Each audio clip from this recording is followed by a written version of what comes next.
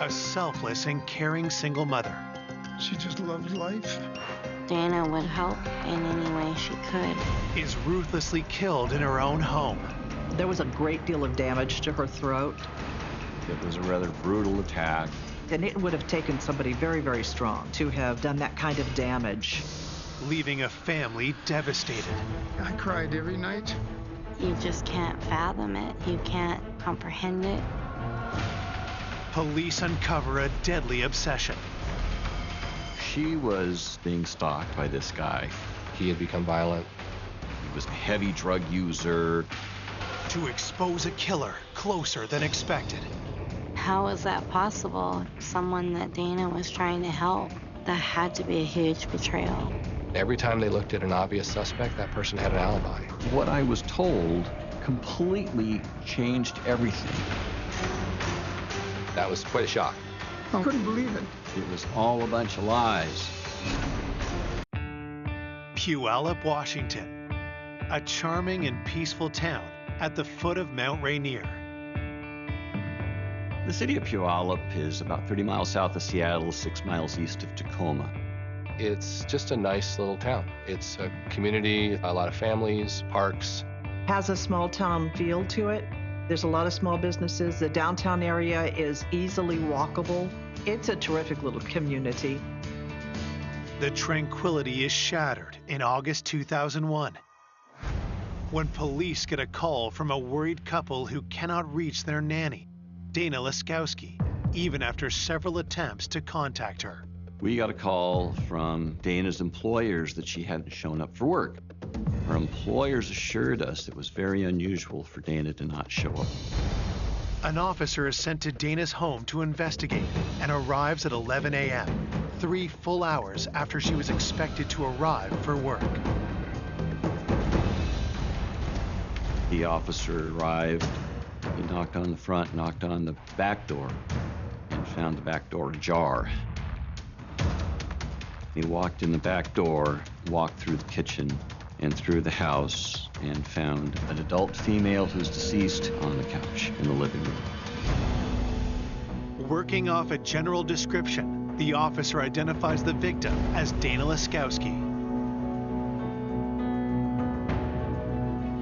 The crime scene is secured until detectives from Puyallup PD arrive. When we found her on the couch, we see the position of her body, and that's unusual. Her one arm is underneath her head, her other arm is behind her back.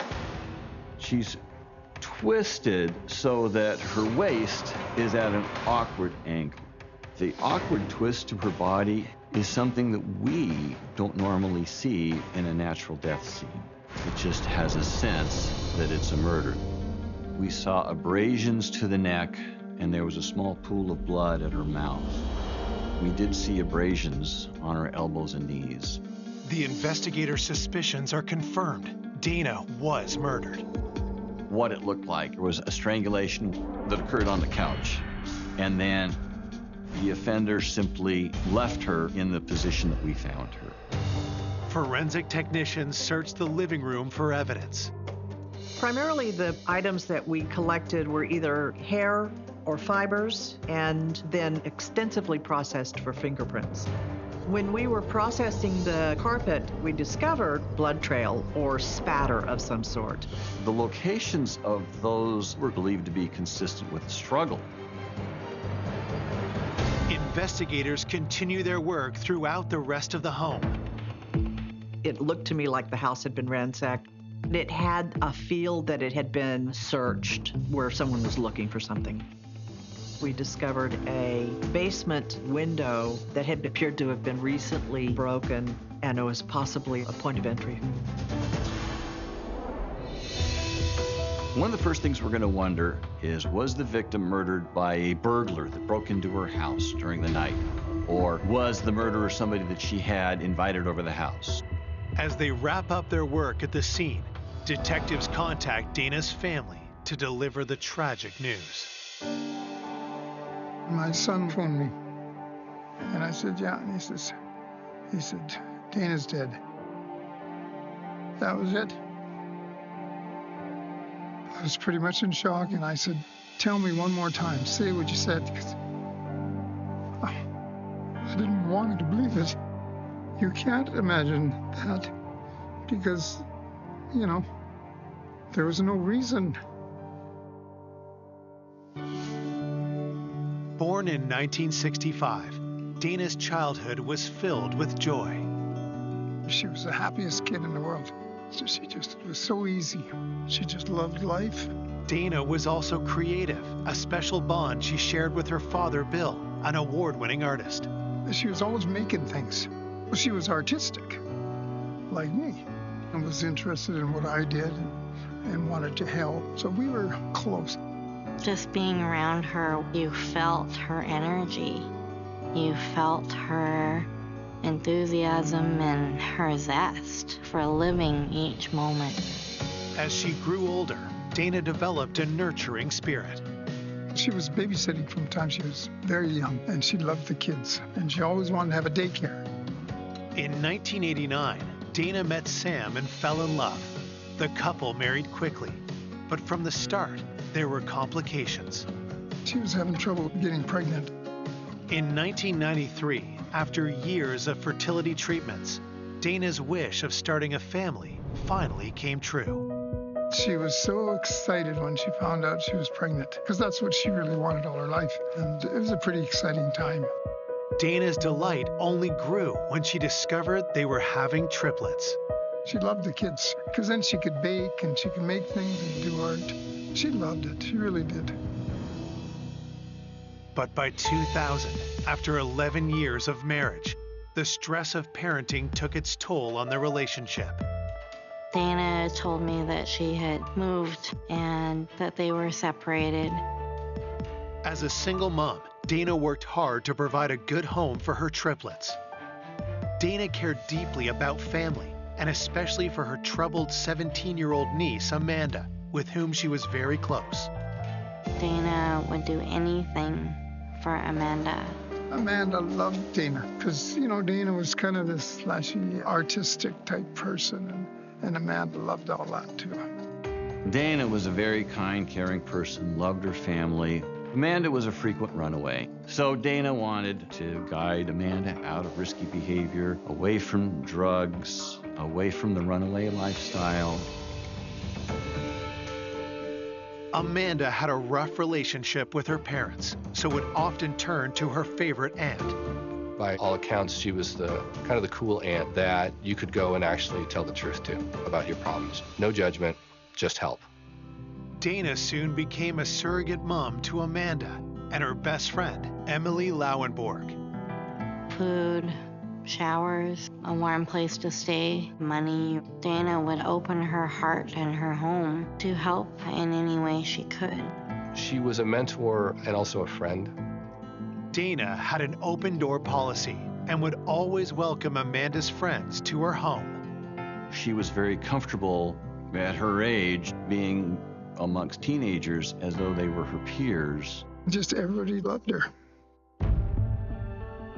But now, all that is left is loss and unanswered questions. For us to lose Dana was so hard. Losing a child is probably the worst thing that can ever happen. And, you know, she shouldn't have died before me. Who would want this loving and generous spirit dead? And why? This murder was very unusual. Right from the start, we had a lot of things that needed to be done in order to find the killer. Back at the station, detectives start reaching out to those closest to Dana. They begin with her ex-husband, Sam, who they learn has the triplets staying with him. As the ex-husband, Sam, is a person of interest and the first person we needed to look at. But we couldn't find him. The fact that he was missing, this is significant to us. We have to find him. Coming up, investigators uncover a dark obsession. He had kind of gotten fixated on her, and he didn't really take no for an answer. And alarming secrets.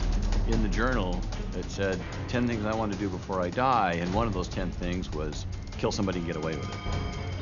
that point to a killer no one would ever suspect. I felt what he was telling me was not possible. You just can't comprehend that it's real. And the truth is finally revealed. That's about as close to a confession as you're going to get. Police investigating the murder of mother of three, Dana Laskowski, are trying to track down her estranged husband, Sam, when suddenly they receive a surprise call. Sam actually reached out to the police to try to find out what had happened. Sam, it turned out, he had taken his kids camping and away from his phone and away from contact.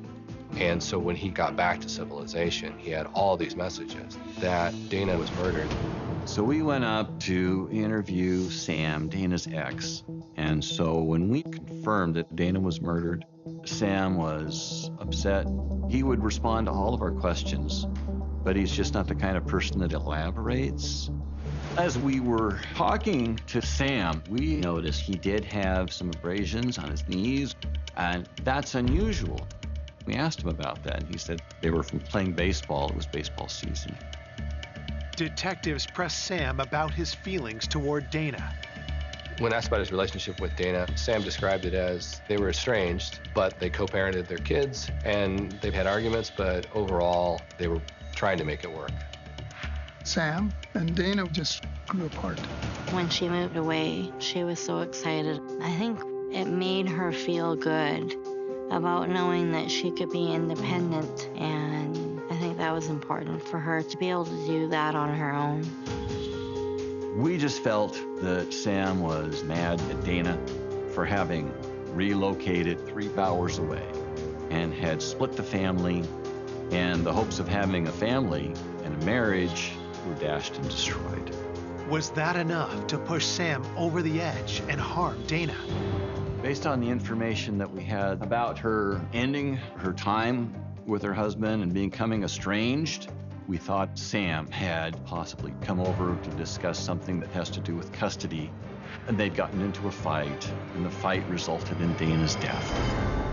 Police ask Sam where he was the night of Dana's murder.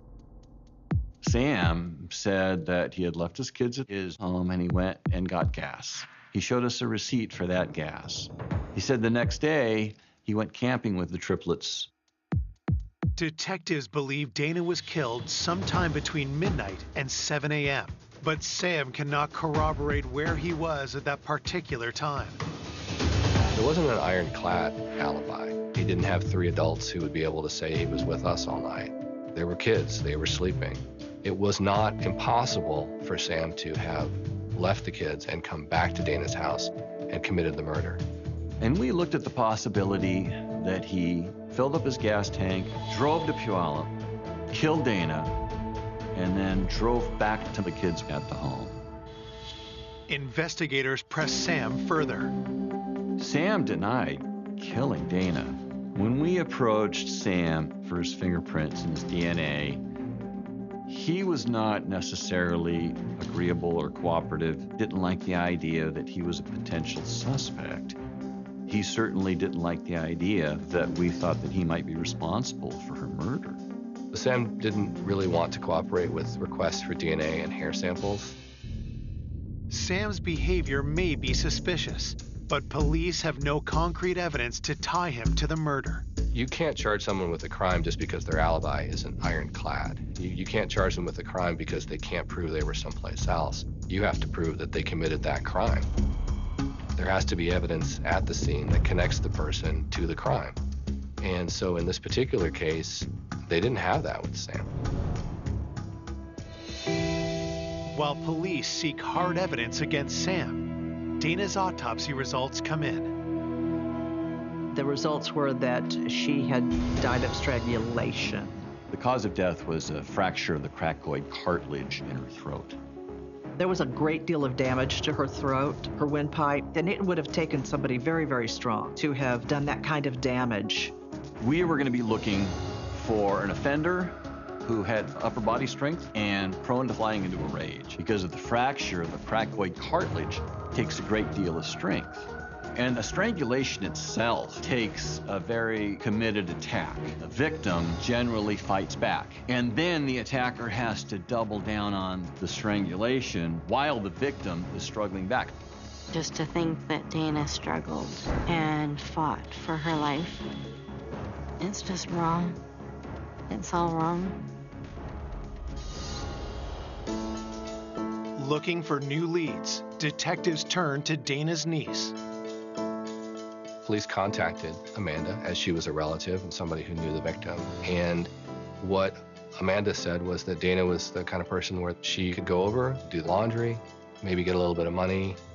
That was who she was, and that's how she helped out Amanda. And she didn't know what had happened or who would want to murder her aunt.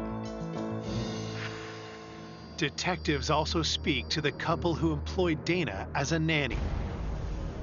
When asked if they knew of anyone who might want to harm Dana, their answer is chilling.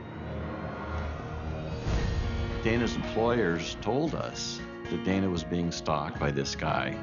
Her employers told us that Dana had said that if anything happened to her, he'd be the one. And that was significant to us because I'm looking for a killer.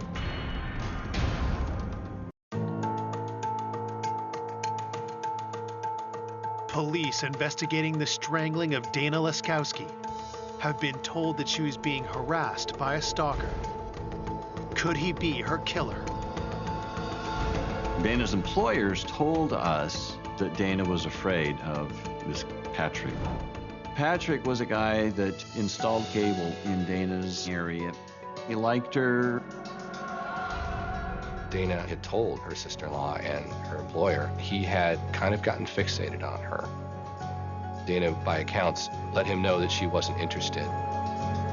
Police learned that Patrick had been trying to contact Dana for over a month straight, and that his pursuit had become even more intense. Patrick was leaving notes and flowers on her back porch. He wrote some notes that were like poems. Then, the messages took a disturbing turn. Dana's friends told the investigators he left her a note letting her know that he had been observing her and seen her doing things inside her home that he wouldn't know unless he was observing her. Dana mentioned that she was concerned about someone possibly watching her. The thing that really concerned Dana was that it appeared that he had her under surveillance. Dana had actually told a couple of people that if I ever turn up dead, Patrick did it. Investigators checked Dana's phone records, searching for any clues. The phone records indicated that Patrick had phoned Dana repeatedly. It wasn't just some guy who, sent her a couple extra texts and then disappeared.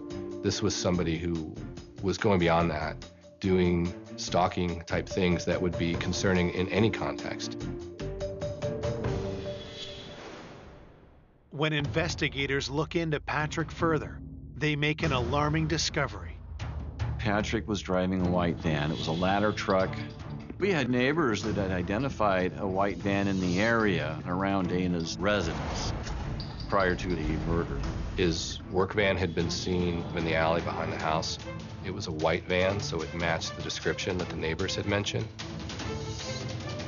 Pretty much demanded that we look at him as a very real suspect in killing Dana.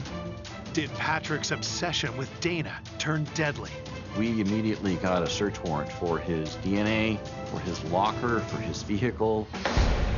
On September 2nd, detectives find Patrick at his home address. We served the search warrant on him. He was very belligerent and very uncooperative with us during the service of that search warrant. He didn't want to answer questions. He didn't want to let them in the house. He did the kind of things that you might expect somebody to do if they had in fact been stalking someone and had gotten caught doing that. Investigators bring Patrick down to the station where they tell him Dana has been murdered. His demeanor changed 180 degrees from being belligerent and confrontational to Dana is dead. He says, I'm sorry, I didn't know that. I didn't kill her. Here, please take my DNA, search everything. I'm not the one who killed her. Detectives asked Patrick where he was the night Dana was murdered. Patrick said that he was at work that evening. He then hung out with some friends and went to bed. Once given the information for his alibi, investigators looked into it, and they were actually able to verify it. He had an alibi and could not have committed the murder. We also ruled out Patrick's ladder truck with the van the neighbors told us that they saw drive around Dana's residence. There was nothing in the service of the search warrant or in our investigation that indicated that Patrick wasn't being truthful with us. Given what he had done and the ways in which he had scared Dana prior to that, he's very lucky that his alibi could be confirmed.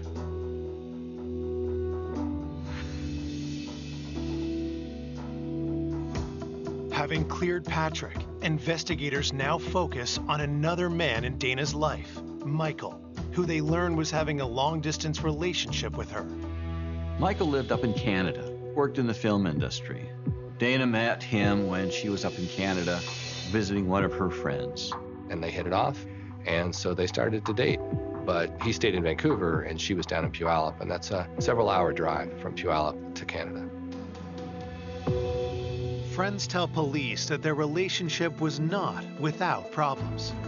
They said Michael would party to the level of like a teenager, that he was at a certain level of partying that Dana didn't approve of. And so Dana was a little uncomfortable with that. There'd been a point where Dana had broken it off, but he was still interested, so they tried to make it work and get back together. But when detectives dig deeper, they learn Michael has a darker side. We were told that Michael was a biker, that he was a heavy drug user. Police also uncover a significant piece of information. Dana confessed to a friend that she'd had a one-night stand. And when Dana had that one-night stand, she was still in a relationship with Michael. Could this have been a motive for Michael to kill Dana? When we found out that Dana had a one-night stand, we looked at Michael as a potential suspect, possibly murdering Dana out of revenge. Investigators searching for the killer of single mother Dana Leskowski have a new possible suspect, her boyfriend Michael. Detectives want to know if an infidelity may have led to Dana's death. That caused us to believe that we had to rule him out as a person of interest. Michael lived in Canada, so we went up, and when we talked to Michael about Dana's death, it appeared to us that he was very emotionally overcome by it, that Dana was the love of his life, and that she had been taken out of his life, and that he was very seriously grieved. Michael also tells police he knew about the one-night stand, but had moved on. Detectives press him further. Michael told us that when he was on the phone with Dana on the night of her death, that she seemed a little guarded to him. He told her that he loved her, and then she didn't tell him back that she loved him, and he thought that was a little odd. He didn't like how the conversation ended. And that prompted him to want to get on the road and come down and see her and see if everything was okay. Michael claims he never made it to see Dana. He said he was stopped at the border and he was turned away. He had some legal matter up in Canada that wasn't settled, and so he wasn't admitted. There was border crossing records that verified his alibi, that he did not cross the border. He got stopped by Border Patrol, and so he was able to show definitively that he was not anywhere near Puyallup at the time of Dana's murder. We didn't find the evidence to support that Michael had committed the murder. Michael is ruled out as a suspect. Police also determined the man Dana had a one-night stand with was nowhere near her house on the night of the murder. At this point of the investigation, we just were really kind of at a dead end. I mean, there were all these people who would have been really good, solid suspects in any homicide investigation, but all of them had alibis, and all the alibis were verified. I was frustrated that the case wasn't moving forward, that it wasn't advancing. With the case at a standstill, detectives search for any detail they may have overlooked. Where Dana's ashes are inurned, there's a book. and people can go and write their memoirs. The book has been left open for comments since Dana's funeral. If the perpetrator was someone who went to the funeral, and if the perpetrator was someone who maybe has some guilt about that, they may have left a clue behind. When detectives look at the book, one entry, written over a month after the funeral, grabs their attention. One of the memoirs that was written by Dana's niece, Amanda. And she said, "I'm so sorry I wasn't a better niece for you. 34 days clean and sober. It's all for you." That was significant. There was something about the way that she'd written it that suggested it was a communication to Dana of remorse and to make amends for what had happened. And it was something that was significant enough to follow up on. Why did Amanda write that she had let Dana down? Detectives have a hunch that she may know more about her aunt's death than she's been letting on. That's it. That's the key. The key is the niece. I called Amanda in for an interview. When I asked her, "What do you know?" she said, "I wasn't there. I don't know what happened." With Dana gone, Amanda has been missing a mother figure, getting into trouble, and as detectives learn, spending time with a rough crowd. In the center of Puyallup downtown, we had Pioneer Park, and a lot of troubled teens would hang out there. The park kids called themselves the Park Rats. Amanda usually would be out around town in the middle of the night, hanging out with the Park Rats. Dana would often welcome Amanda's circle of friends into her own home. Could one of the Park Rats that Amanda knows have been somehow involved in Dana's death? And I talked to her about who of her friends would meet this profile of having upper body strength, prone to flying into a rage. And Amanda said, "Well, it sounds like you're describing Blaine."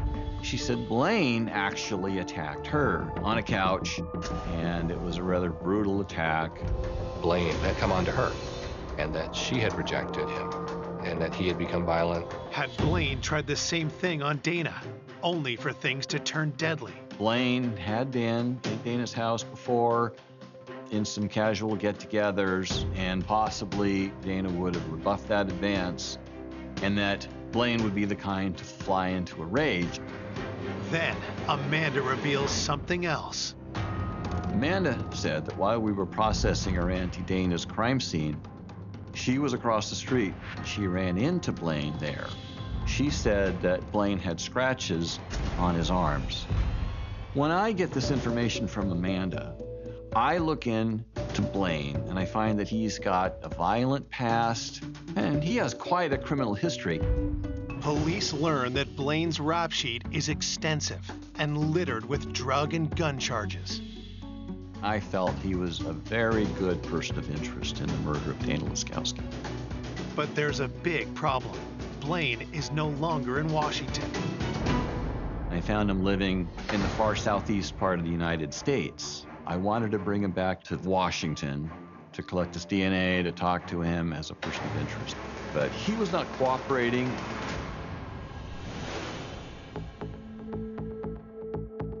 As investigators attempt to extradite Blaine, they seek out known criminals he's associated with and find one of them, a friend of Blaine's, serving time in jail. I sat down with him and I said, "I'm looking at Blaine as being responsible for the murder of Amanda's aunt. He's got this upper body strength, he's prone to violence." And he looked at me and he said, "Blaine didn't kill Amanda's aunt." What I was told completely changed everything.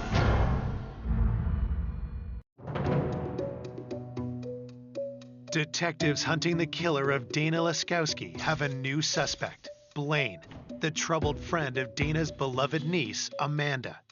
With Blaine out of state, investigators grill his friend in jail, and what he tells them is explosive. So police suggested to him that maybe Blaine had been involved. The friend said, "No, it's not Blaine, it's Emily." He said, "Emily killed Amanda's aunt." It's a stunning allegation. 17-year-old Emily Lauenborg is Amanda's best friend and someone who Dana treated like a daughter. I felt what he was telling me was not possible because Dana always had an open door and was always welcoming to Emily. Police found out that a lot of times Amanda and Emily would show up at Dana's house. Dana was somebody that Emily could go to safely regardless of the circumstances, and Dana would take her in. So as you can imagine, that was quite a shock to the team. To confirm his story, investigators speak to other members of the Park Rats. Two of these kids told me, yes, Emily killed Amanda's aunt. Blaine didn't kill Amanda's aunt. Nobody doubts that Emily did it. Nobody. One of these individuals told us that Emily was doing a lot of drugs. Had Emily's reckless behavior somehow played a role in Dana's death? I was told that they all had nicknames for each other, and that Emily's nickname was Mutant. The first nickname that we called her was the Mutant, because she was stronger than any other girls that we knew.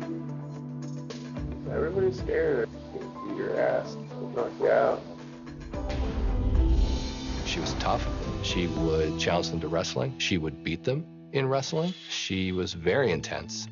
And I was told she's able to choke people. She would wrap one arm around their neck, grab the other hand, and flip their body over her hip. And that was consistent with the body position that we found Dana Laskowski in. Twisted at the waist, with one arm behind her back and an injury to the neck. And so the initial thought that it can't be her was slowly replaced with, well, maybe it could be her. She's intense, she's strong, and everybody seems to be kind of scared of her. Did Emily actually kill Dana? And if she did, what could be her motive for committing such a heinous crime? Investigators bring Emily in for an interview. I sat down with her, and I had a tape recorder. She said, "Aren't you going to turn that thing on?" I would say she was quite self-confident, a little cocky. She was not particularly cooperative with efforts to talk to her about what happened. And I said, here you are, sitting in a police station under suspicion of murder, and you're playing this game with a detective. And I said, look at these people right here that have told us you killed her. And she said, those people are lying, and that she didn't do it. She got very angry. Those people are lying. When investigators ask Emily where she was the night of the murder, she dodges the question. She was bartering and arguing with me and not really giving me a clear defense and denial.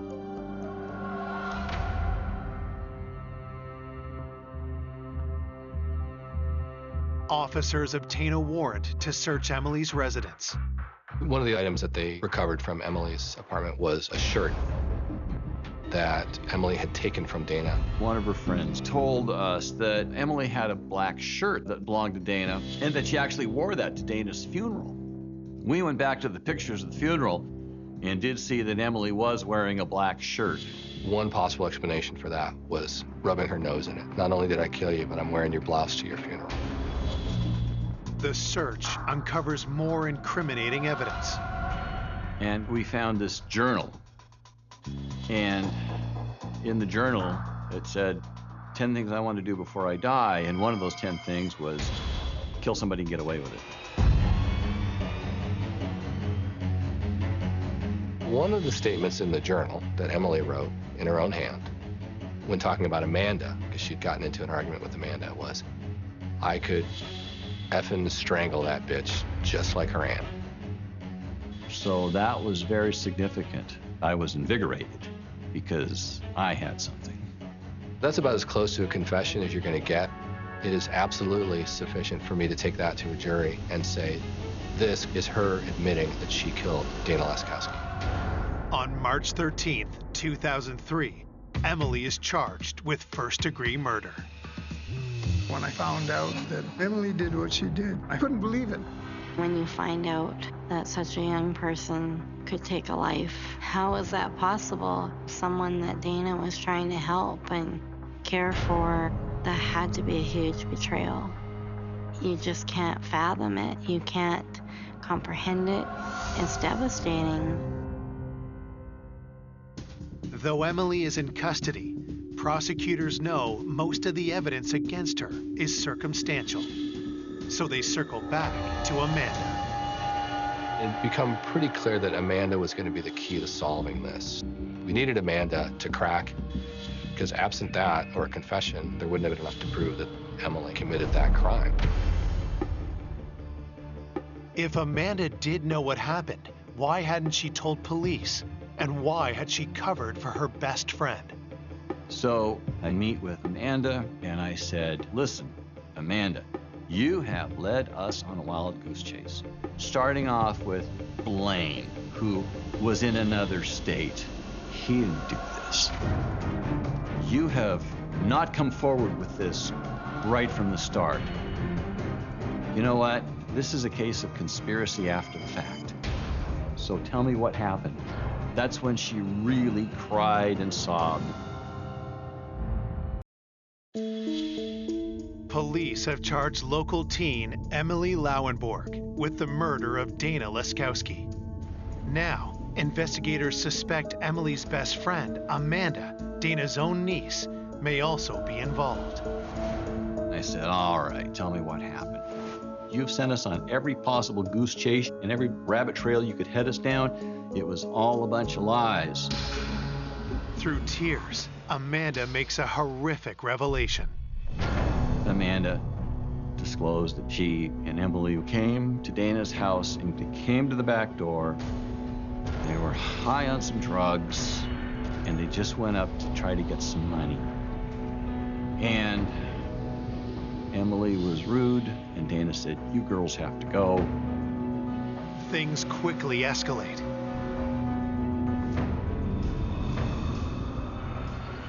Emily was being belligerent and Dana touched Emily to kind of guide her out the door, and Emily just exploded into a rage or attack. Basically, she attacked her, put her in that wrestling hold, and squeezed too tight with some kind of scarf or fabric. Amanda said she turned around because she didn't want to watch what was happening. But she heard a crack, and she heard a gurgle. She heard Dana gasping for her life, and then she didn't hear anything. And that was because Dana was dead. And then they took the money and left. It seemed to be, by Amanda's account, that it was kind of an explosive situation that got out of control. They didn't go to the house to murder Dana. I was told that Emily had said that Amanda was always ditching her for her aunt. Emily, she was jealous of Dana. It's my opinion that the motive Emily had was to get Dana's influence out of Amanda's life, and Emily just went over there with the intention of getting Dana so mad at Amanda that Amanda wouldn't be welcome at Dana's anymore, and that Emily would have achieved what she wanted, and that the murder simply got out of control because of emotions and drugs. But why didn't Amanda come forward earlier to tell the truth about what happened that night? I asked her, why didn't you tell us right up front, right at the start? She said, because of my family. It's so bad now. What's it going to be like now when they find out? She wasn't involved in the murder, but she was involved because she was there at that time, and I don't know why she didn't do anything. It was upsetting and surprising to all of us.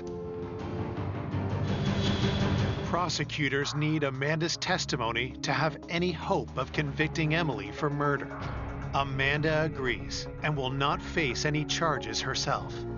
If she's charged with a crime, then she has the right to remain silent. She was the star witness for the case. If we had charged her criminally, we couldn't have called her as a witness. Despite the agreement, prosecutors fear Amanda won't keep her side of the deal. The biggest challenge for us, from a prosecution standpoint, was that setting aside Amanda's testimony, everything else was circumstantial. Wearing a blouse can be explained away. An angry journal entry can also be explained away. I think the only way that we could have been successful in front of a jury was to have Amanda take the stand. The problem was knowing exactly where Amanda's loyalties would be. She was very conflicted. And there was definitely a chance that Amanda could have taken the stand and said, I lied to the police when I said what I saw, and I didn't see any of that. I was very concerned that the jury was going to listen to this case and look at Emily and say, I just don't buy it. This is a case where, had we taken it to a jury, all of those questions that had come up in the investigation, all the initial leads, all the doubts that it could really have been Emily, all the alternate explanations were certainly enough that it could have been that a jury had decided that we just didn't prove it beyond a reasonable doubt. Prosecutors face a difficult choice. Risk Emily walking free after a jury trial, or guarantee at least some jail time with a plea deal. Ultimately, what we're trying to do here is to make sure that we hold the killer responsible. Emily was allowed to plead guilty to a lesser charge of manslaughter. On January 21st, 2004, over 2 years after Dana's murder, Emily is formally sentenced. Emily was charged as an adult. Her sentence was just under 7 years. Even though Emily is sent to prison, her sentence brings a mix of emotions. I felt a sense of relief that someone was now being held accountable for Dana's death, but I did feel angry. I thought, well, at least it's something, you know. But it just was amazing that you could take the life of a young mother and only get like 6 years. Doesn't make sense. Dana's family was upset that the sentence was so light. They felt that the person responsible for taking the life of Dana should have been given a stiffer sentence. It was really tragic. And one of the things about the criminal justice system is it doesn't put things back the way they were. It just tries to hold people responsible so people can move forward. I cried every night. I think I must have cried for a year. I miss her a tremendous amount. And I will think about her forever. I don't think we ever will get over the loss of something so tragic. I can't really say her family ever had closure, because to them, the loss was the loss of Dana. A gavel dropping doesn't undo that loss. I miss her a lot. I think Dana would want to be remembered as a loving mother, a loving friend, and a loving child. Tonight, it would terrify. Oh my God, an unlikely killer and an unlikely victim. this guy's bleeding to death out here. Twists and turns. Yeah, he had a hat on, and it almost like a beard. Bombshells galore. It was just stranger than fiction. The shooter came across the parking lot and raised his arm, pow, pow, pow, pow. Initially, people have no idea what's happening, right? They think it's just some lone gunman. This person was targeted for some reason. A young father of two senselessly murdered, dropping his child off. Everyone was scratching their heads. Why was Rusty Snyderman murdered? After the shooting, the suspect took off in that minivan and sped off. What did you notice right away about him? His black beard didn't belong. I mean, it was just, I knew it was a fake beard. It just didn't make sense to me. It just seemed too elaborate and too Hollywood. There were some previous incidences that were very odd. He's running, I think he has a gun in his back pocket, and now he's running away. I don't know who the hell he is, and I don't want him by my house. And then all of a sudden, the entire investigation shifted. That had to be pretty disturbing. Looked over Rusty and I said, I'm going to get the justice for you. Hopefully get your revenge. On a clear day with a bird's eye view, you can see all the way to Atlanta. It's big city problems in the distance. Here in Dunwoody, Georgia, crime and danger seem to be somebody else's problem. Until one November morning, this suburban bubble is about to burst with a bang. It was a beautiful fall day right before Thanksgiving. People were running their morning errands. Parents were dropping their kids off to the preschool. One of those parents is Rusty Snyderman, who's on his way back to his car after dropping off his 2-year-old son. Witnesses told police that they saw a silver minivan pull up, a man hop out, walked up to Rusty, didn't say a word to him. Walked up, he turned around, pow, pow, pow, pow, pow. I heard a couple of loud pops and looked up and looked over and saw right in front of me shooting Rusty. Shot him several times. I mean, it was pretty much point blank range. The barrel was either at or right at his skin when fired. There was actually soot deep into the wound from the projectile. And then calmly and coolly walked back to his vehicle and took off. It was almost surreal, the experience. There was no chaos or running or yelling or anything. He just walked back to his van. It didn't look like what I would think a murder would be. They thought it was a movie. They were actually looking around for the cameras. Everybody thinks they know what they would do. You don't. Somebody's been shot and killed. Which way did it go? He headed east, Mount Vernon. Mount Vernon Road? Yeah, he had a hat on and it almost like a beard. Was he black, white, Hispanic? I can't tell. He might have been. It came over radio that there was a shooting. There was one person down, unknown status, and we all just went. Somebody records a video. A doctor who happens to be nearby performs CPR, and a teacher grabs the children to get them out of harm's way. There were a lot of witnesses to this shooting. Everybody saw it happen. The shooter made no effort to conceal themselves. Honestly, you know, when the call came out, I was shocked. In Dunwoody, you know, everybody's pretty nice and everybody helps each other. So for something like this to happen, it was just a shocker. The community was absolutely scared. Again, it's not something that happens normally. There's not a lot of violent crime in that area at all. This guy's bleeding to death out here. The police and the ambulance are on their way. He didn't look conscious to me. He looked like he was struggling and trying to, you know, there was some movement, but I knew that it wasn't good. There was a lot of blood everywhere. There were obvious gunshots to the patient. There was no pulse, and he was unresponsive. But that does not mean that you don't work this patient, because there have been times where we've been able to save patients. He was white, possibly Hispanic. I would say he's about 5'9", 5'10". He's got a baseball cap on. It's a silver Caravan, almost looks like a Dodge.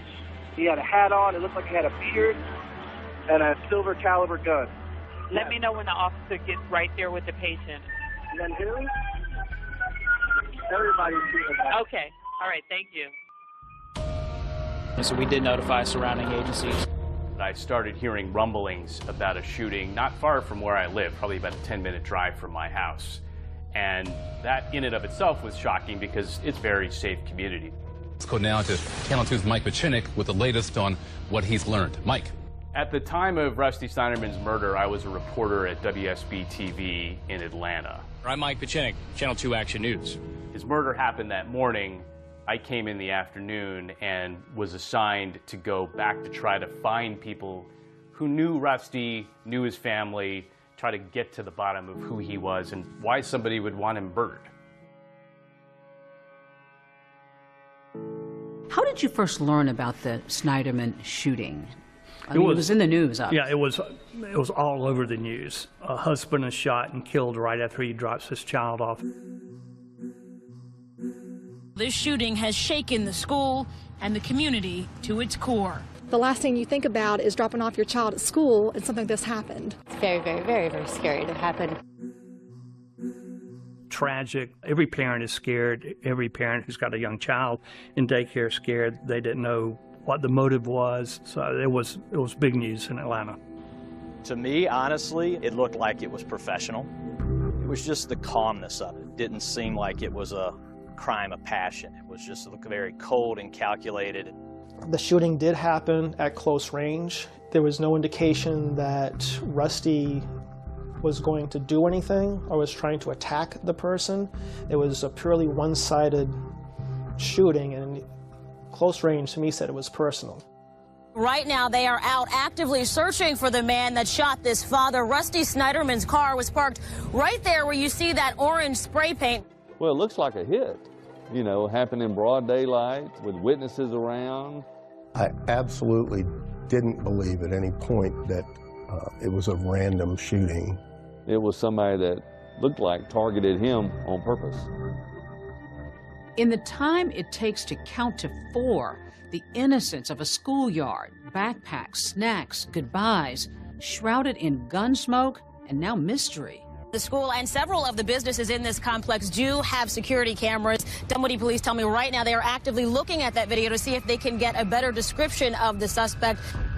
Initially, people have no idea what's happening, right? They think it's just some lone gunman? No one could come up with a motive. Random shooting at a daycare center right after a child has been dropped off. This person was targeted for some reason, but nobody knew what that reason was. Still ahead, the clue you couldn't miss. What did you notice right away about him? Well, I noticed his black beard. The gunman's less than brilliant disguise. Didn't belong. I mean, it was just, I knew it was a fake beard. Now at Dunwoody Prep, you were here, what was it, 14 years ago, I guess it was. Former Detective Andrew Thompson takes me back to the scene of the crime, just outside Atlanta. You think the shooter was parked over here? Yeah, witnesses had the shooter park over here. As Rusty came around this way, he came around the front of his car, and he turned to open the door. The shooter came across the parking lot and raised his arm, pow, pow, pow, pow.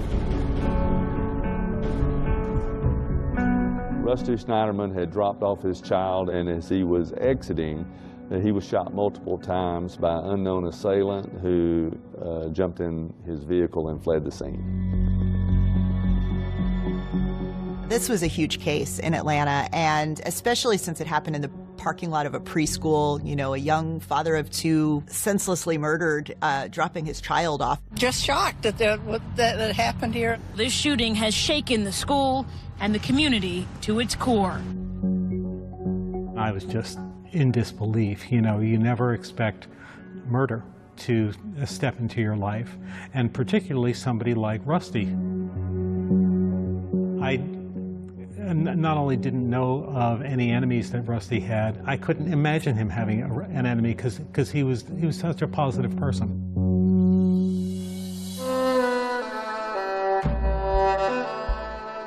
It was my first homicide. I didn't really know what to expect when I came up, but I just clicked right into professional mode and remembered all the steps that I need to take that I learned back in the academy. You start organizing, you start putting things in motion for witnesses and evidence, but you do something unusual. You bend down to the victim. Yeah, after I got everybody where I thought they should be and got the base information, I came back over and I looked over Rusty and I said, I'm going to get the justice for you. I'm going to get this guy and hopefully get your revenge. I wanted to assure him that I was going to do the best that I could to bring the killer to justice. And I said, have faith. And I went and started doing my job. I was tasked with going back and trying to just dig into the family a little bit, find out who they were and where they worked, what sorts of things were important in their lives. He had a very outgoing personality. He was very engaging. He was very funny. He was fun to be with. Rusty always had a lot of friends. That goes to Rusty's personality. You know, Rusty would leave an indelible mark on people.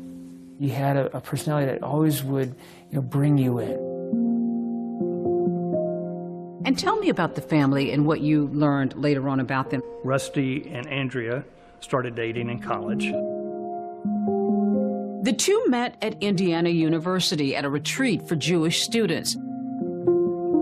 By all accounts, they had a fairy tale romance, and when they finished school, Rusty got an opportunity to get his MBA at Harvard. They had lived together for 7 years. They'd been together a long time before they got married, and she was just part of the family then. They were a good team. She presents very warm, gives you a huge embrace. So, yeah, I had a good feeling about them. They had a good marriage. They had 2 young kids. They had a beautiful home. They had a wonderful life. They had a lake house where they spent their weekends. I've never seen him happier than being a dad. He was a big kid at heart himself, and he just adored his kids. He was so natural. He just naturally had the skill to connect with them, and he would sit on the floor and play with them. And not everyone has that natural ability, but he really did. Rusty is getting a lot more time with the kids because Andrea has taken a demanding new job. There's lots of travel. Florida, Colorado, even to Europe. She was feeling good about it. I think she liked it. I think she was challenged. It was a good change for their family, so I was happy for them. Police begin to look, of course, at the family as they begin to investigate this case. What did they discover about the couple? Are they happy? Are there struggles? There was no indication of any strife in the home life. They were your typical successful, upper middle class, hardworking couple. Now investigators turn back to that security camera video of the bearded killer in the minivan. The key point of evidence we had was the daycare has a camera there that overlooks the central parking lot. And that was the only visual that we had of the suspect's vehicle driving around once, then coming back around again. It's a silver Caravan, almost looks like a Dodge. He had a hat on, it looked like he had a beard, and a silver caliber gun. Witnesses told police that they saw a silver minivan pull up to the scene, and after the shooting, the suspect took off in that minivan and sped off. 2 odd things about that van. 1, witnesses say the license plate was missing.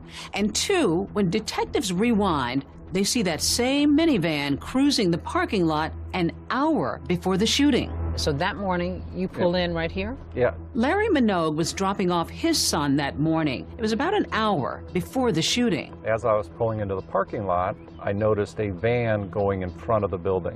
What did you notice right away about him? Well, I noticed his black beard, and I could tell, as far as how dark it was, that it didn't belong. I mean, it was just, I knew it was a fake beard. Larry says he even scolded the man. I just looked at him and said, you don't belong here. You shouldn't be driving through this part of the parking lot at this hour. Did he acknowledge you? No. Only later that morning does Larry realize that he'd come that close to a killer. I hear it on the radio. And my first thought was, oh my gosh, I think I saw that person. That had to be pretty disturbing. Well, it was, and then I just called the Dunwoody Police Department and they said, can you come by? Police release a sketch based on Larry's description. It's shown everywhere. The thing that really struck me was they all noted that this was a really strange-looking beard on the suspect and that it looked fake. Some people described it like an Abraham Lincoln beard. Yeah, he had a hat on, and it almost like a beard. A manhunt now underway for the bearded killer. And why was Rusty Snyderman calling 911 just a week before his murder? Was there an earlier attempt on his life? He's running. I think he has a gun in his back pocket, and now he's running away. I don't know who the hell he is, and I don't want him by my house. Everyone was scratching their heads. Why was Rusty Snyderman murdered? They were really focused on chasing down any lead they got because at the time they had no credible information as to who had done this. We got a lot of leads. Everybody was fielding phone calls for leads, and because you put something out like that, especially where the public is very interested, and you're going to get a lot of calls.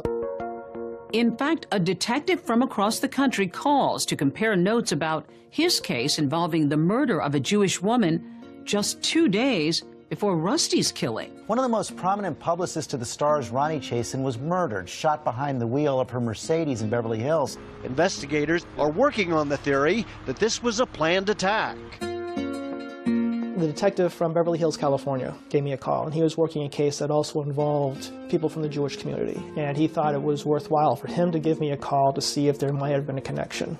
I know I got a call from the sheriff of a local county, Putnam County, that had a couple that was killed at their lake house.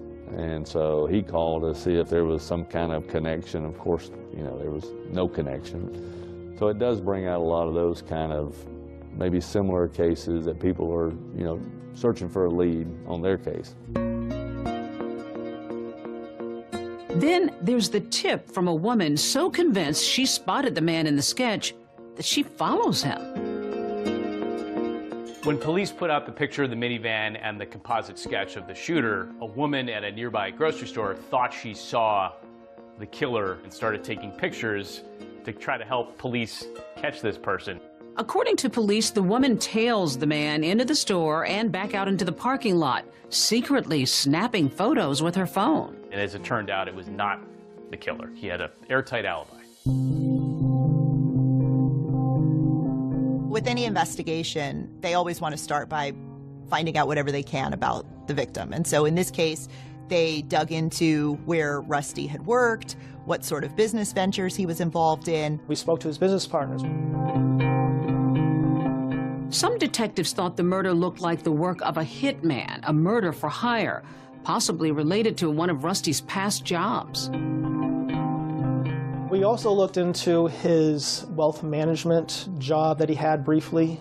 That was could be a great indicator as to a motive for it. You know, if you're a multimillionaire and you end up losing millions of dollars, that could really flip a switch in somebody and want to get revenge on you. Police quickly realized that this was not a business deal gone bad. They had no evidence to show that Rusty owed anybody money or that he had mishandled anybody's finances, so they pretty much put that to bed. It just didn't make sense to me. It just seemed too elaborate and too Hollywood, if you know. And Rusty's not the kind of guy that's going to get in any kind of trouble. No criminal history, no anything. Then this puzzling revelation. In the weeks before he was killed, Rusty Snyderman had called the police for help, not once, but twice. If they can have emergency 911, what's the address of the emergency? There were some previous incidences that were very odd. About a month before Rusty Snyderman was killed, something strange happened at his house. My garage door suddenly opened. We were concerned there may be somebody in the garage or in the house. My wife and I are both upstairs and my kids are in bed. They were panicking a little bit that somebody was trying to break into the house. Okay, relax. There's nothing to freak out about. The police are here, Andrea. Then, about a week before his murder, Rusty calls 911 again. This time, it's more serious. There was another incident where Rusty was starting to leave his home to go about his day, and he saw somebody behind his air conditioner on the side of his house. And he notices a gentleman laying down beside his house. When he confronted the guy ran away down towards the end of the cul-de-sac. He's running. I think he has a gun in his back pocket, and now he's running away. I don't know who the hell he is, and I don't want him by my house. In the middle of that call, you can hear Rusty pausing to attend to his son. I know, but I didn't get your water bottle. I'm sorry. He was wearing a hat and earmuffs, black mustache. Odd, sure, but a lot of people own guns, and so that's not a direct indicator that the person was looking to kill Rusty. Police respond to both calls and investigate, but no arrests are made. It's another clue as part of our investigation, trying to determine, is that related to the fact that he was shot, or is it unrelated? You know, we don't know at that particular point in time. About a month after the murder, investigators catch a break, uncovering the biggest clue in this entire investigation. A 4,000-pound clue, essentially. Yeah. That was probably the biggest clue they had in terms of figuring out who did this. And that's, you know, probably, as far as leads go, our top leads. And then all of a sudden, the entire investigation shifted. When they hit on that, that ended up being a goldmine for them. Words. But Police Chief Billy Grogan and his team will settle for just one clue hidden in those crime scene photos. Anything that leads to the man in the sketch, the black-bearded killer who shot Rusty Snyderman and then escaped in a silver minivan. Any sort of serious crime like this, you know, you start with the closest people to the victim and work your way out. Investigators speak with Rusty Snyderman's wife, Andrea, several times. Do you know anybody that drives a silver minivan? No, I don't know anyone else that owns a silver minivan. When they begin looking into this case, police talk to Andrea. What do they learn from her? Andrea is totally baffled. She doesn't know who would kill her husband, why her husband would be killed. She's very distraught. So the day after the shooting, Detective Thompson is asking Andrea to try to think of anybody who would have done this. Maybe an enemy of her husband? Somebody with a romantic interest in her? Has there been anybody recently, when I say recently, within the past year, that has expressed an interest in you? Yes. Who? My boss. Your boss? Yes. Andrea says her boss had made a pass at her and that she turned him down, and that was that. This is not an individual that would do something like this. In a follow-up interview the next week, Detective Thompson wants more details. Let's talk about your boss. Okay. How did he approach you with expressing an interest?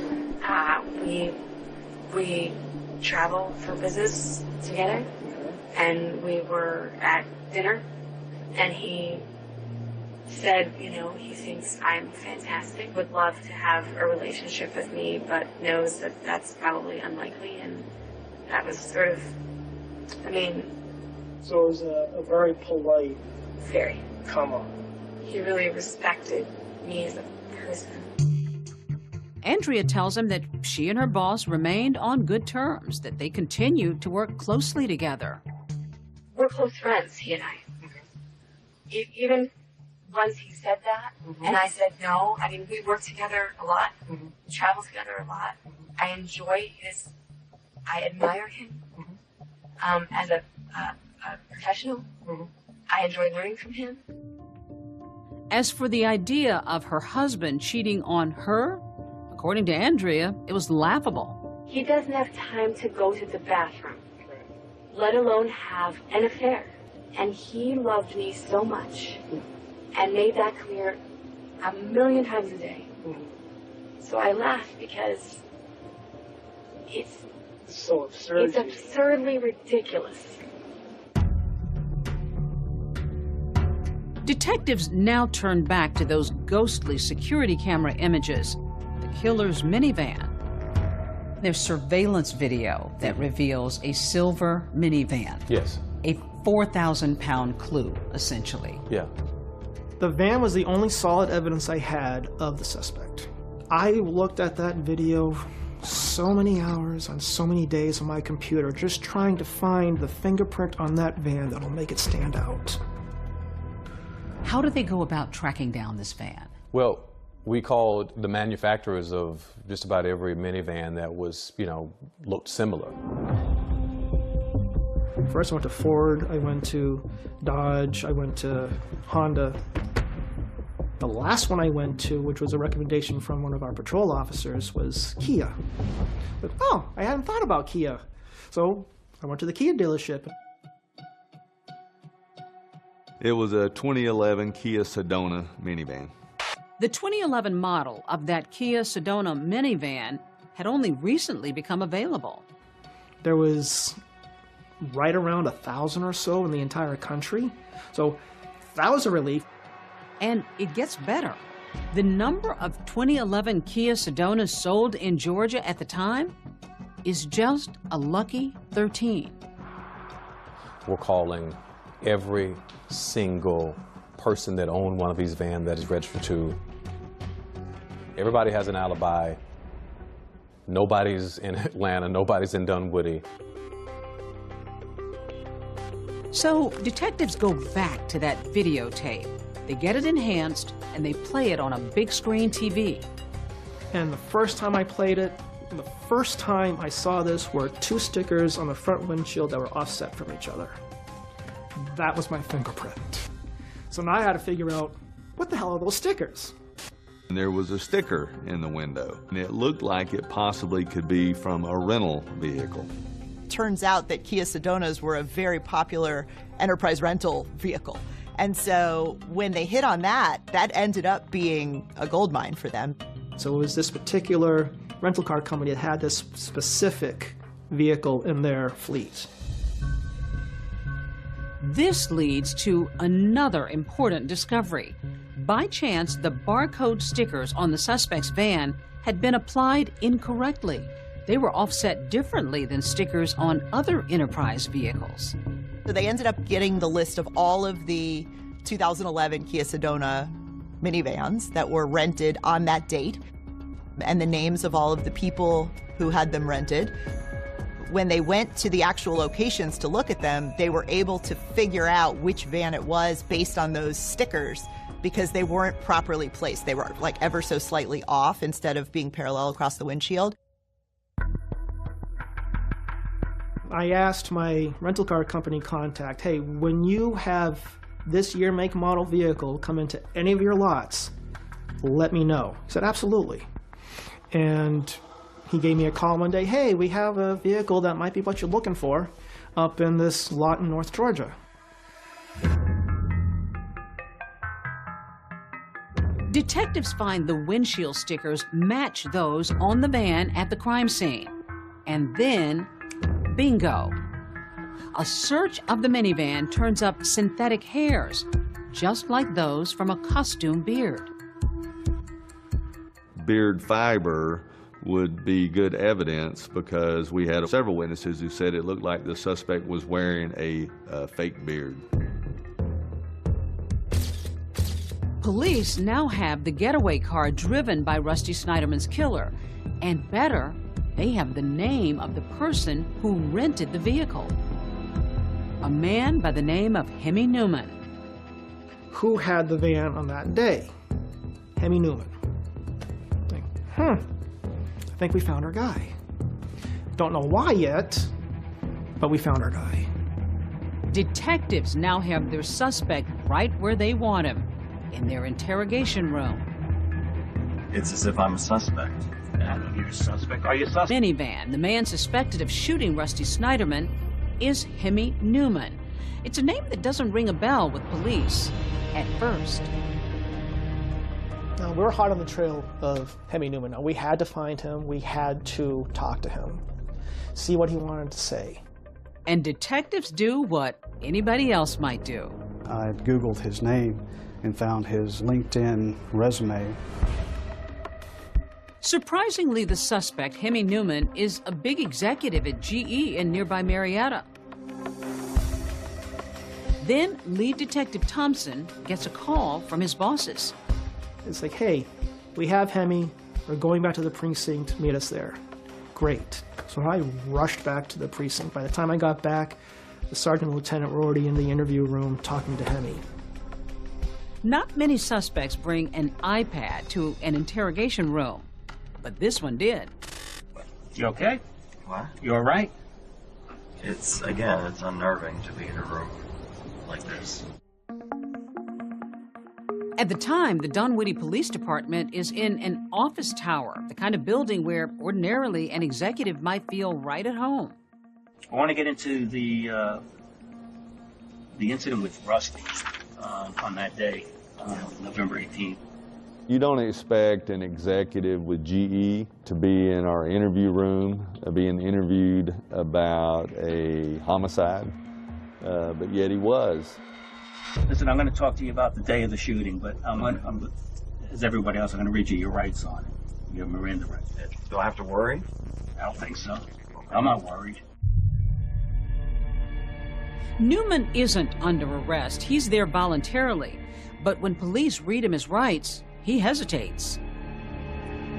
You understand? Do I need a lawyer? Do you need a lawyer? I don't know. I'm asking you. This is what you need to ask yourself. These questions, do you feel like asking you questions about Rusty? You need a lawyer? No, not at all, but I you're have- reading me this, and I'm Well- feeling, and I've never been in a situation like this. The two detectives that were in there, him and another one, you know, were obviously playing off each other, trying to get what they could out of Amie Newman. In the beginning, you know, we wanted to see why he had the van. I mean, this is not rocket science. You're a smart guy.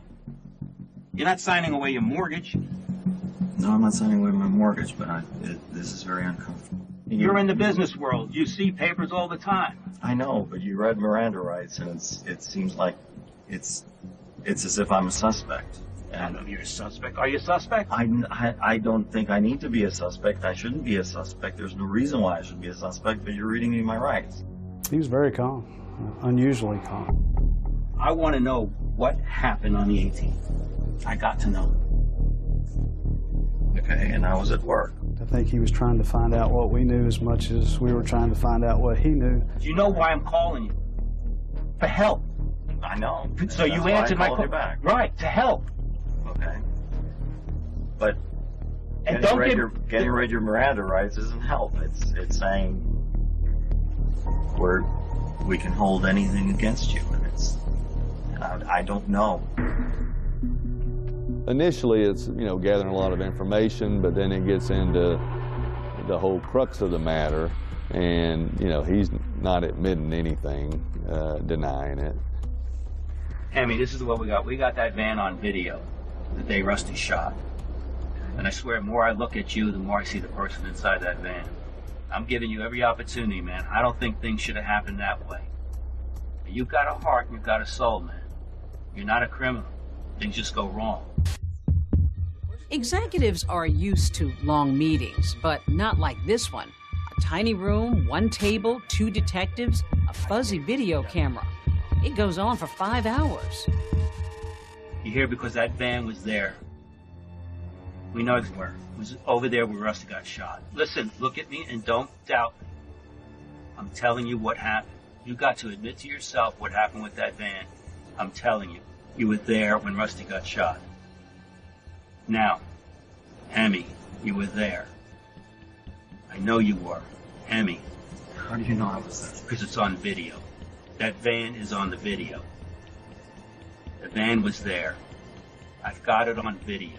You're at the parking lot. You're there with Rusty. The question is, why'd you shoot him? Why did it have to get done that way?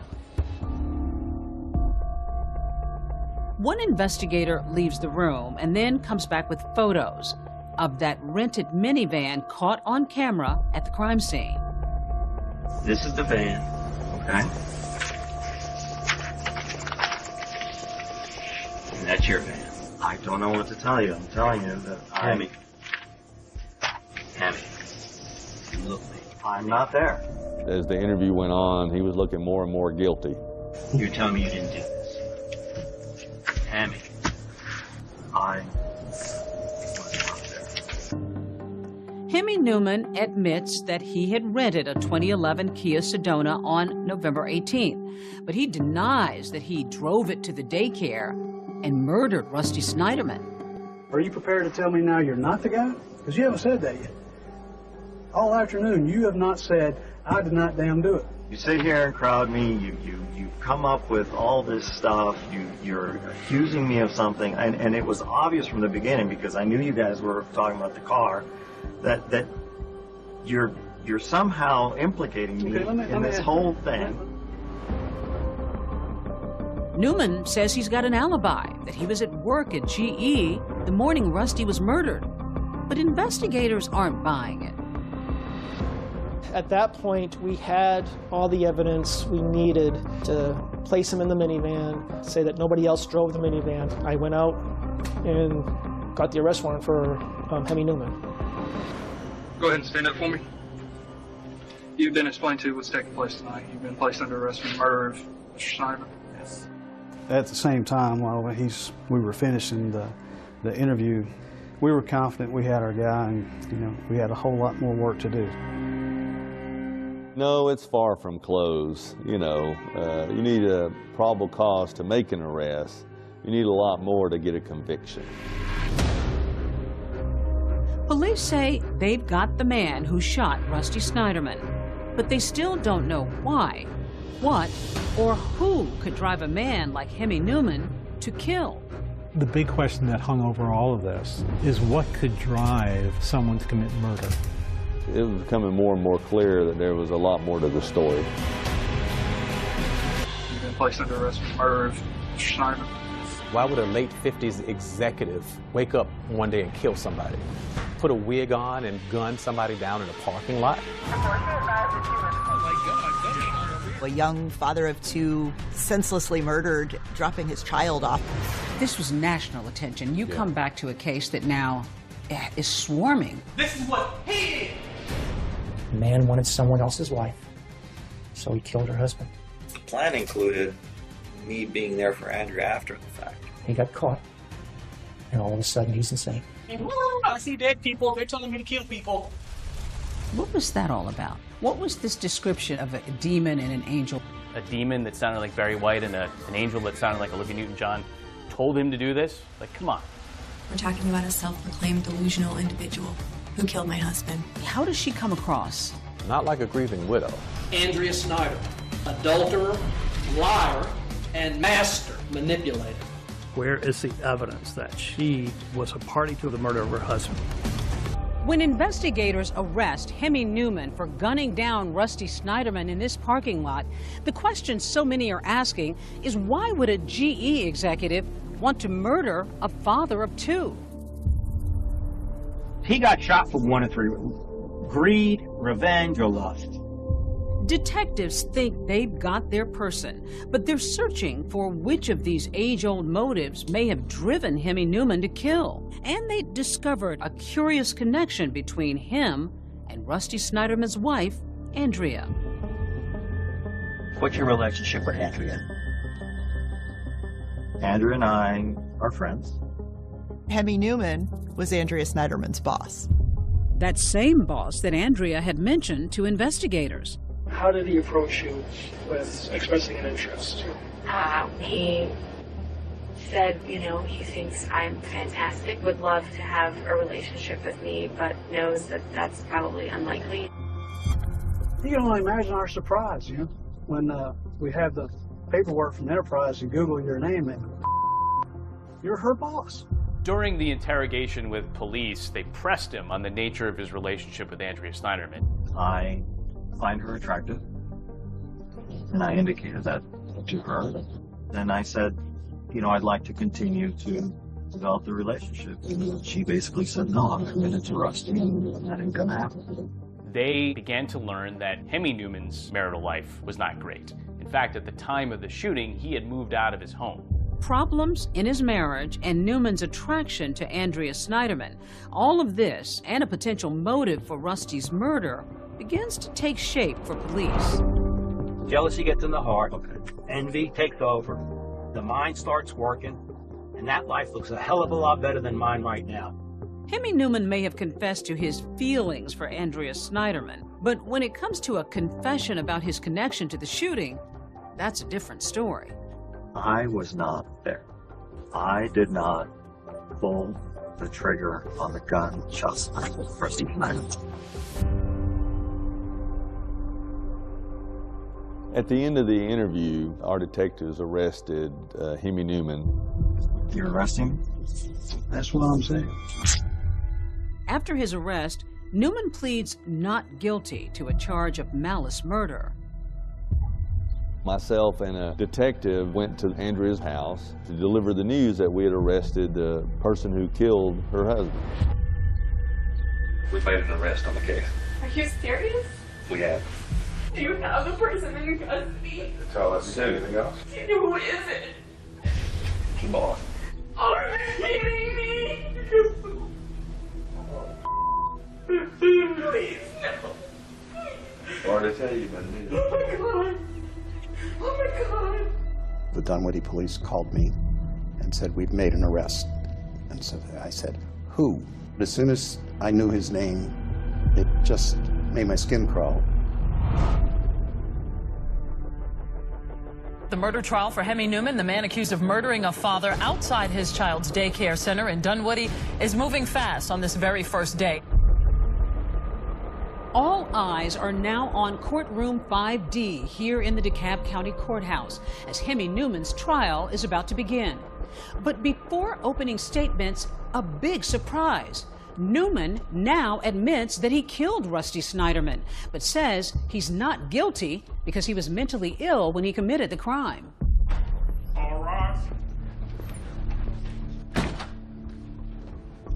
All right, you may be seated. The state may proceed with his opening statement. Boil it down to a sentence. The man wanted someone else's wife, so he killed her husband.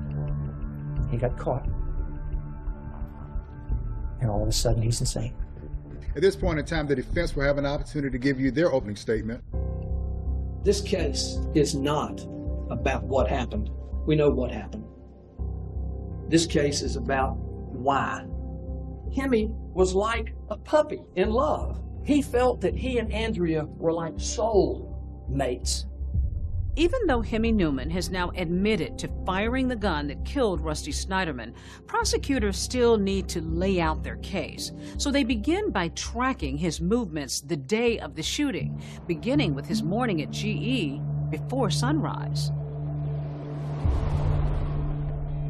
So he's up in his office at 5:30 something, turns on his computer, does a few things, and without using the elevator,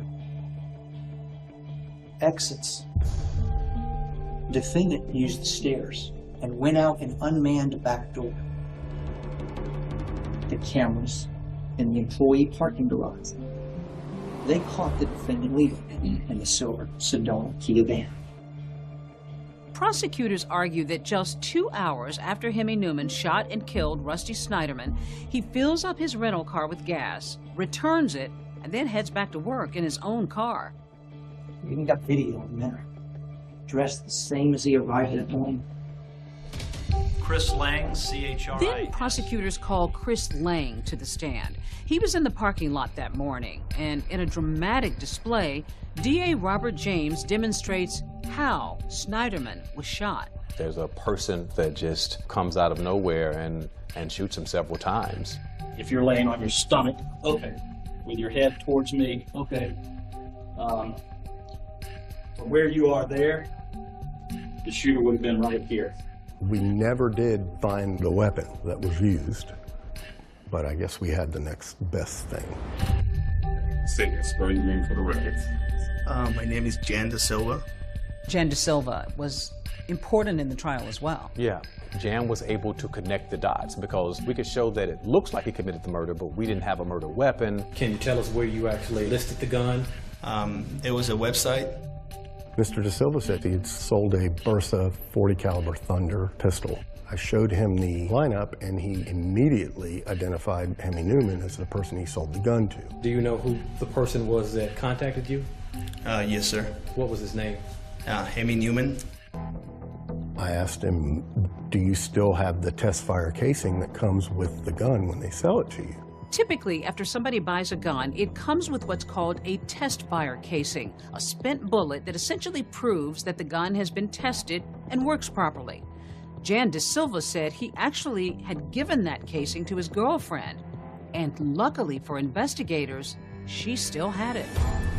Prosecutors say that souvenir shell casing matches the bullet casings found at the crime scene, linking the gun to the murder.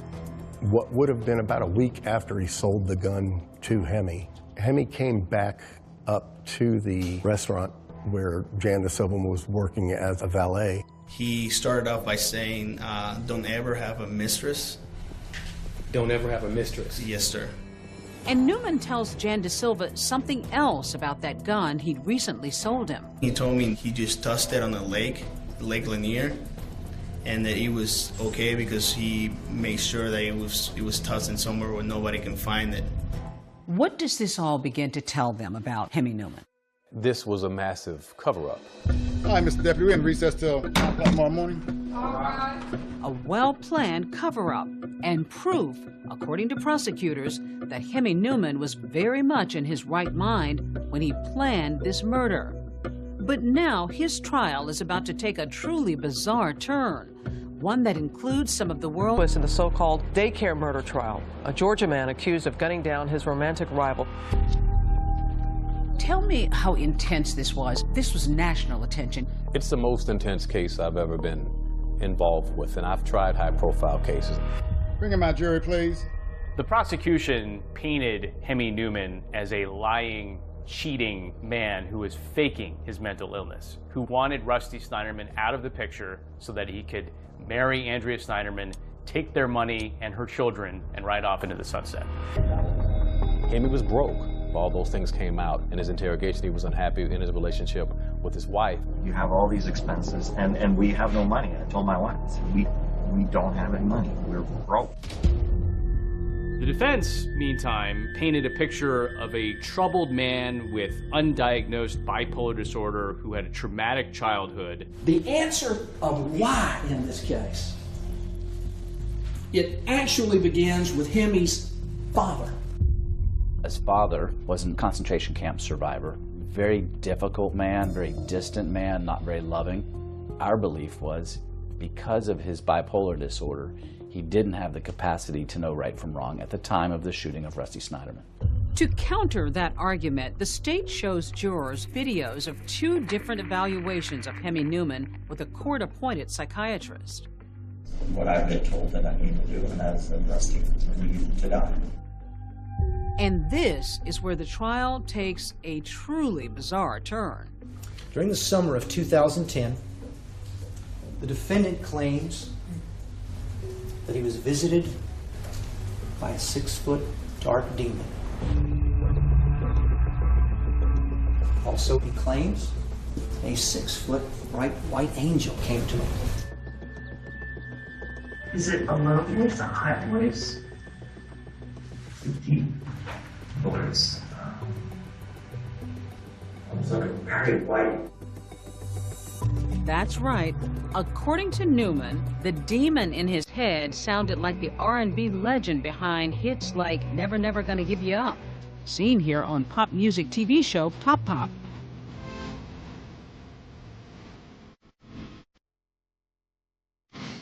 Then there's the voice of the angel. The Australian plate in Greece, what's her name?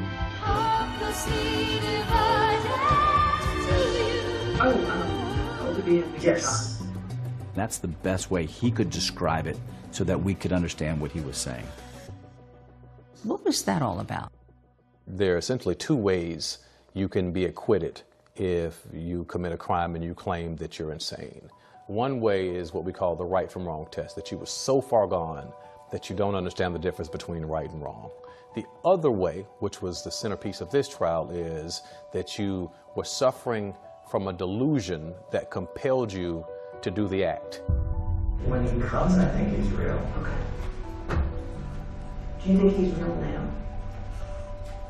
What do you think he is? Now, I'm talking to you and sort of analyzing it. Yeah. Probably not.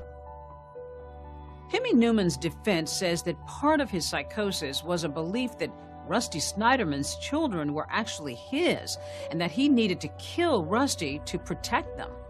The plan included me being there for Andrea after the fact. Okay. It wasn't only killing Rusty, but also the protection and being there for the children.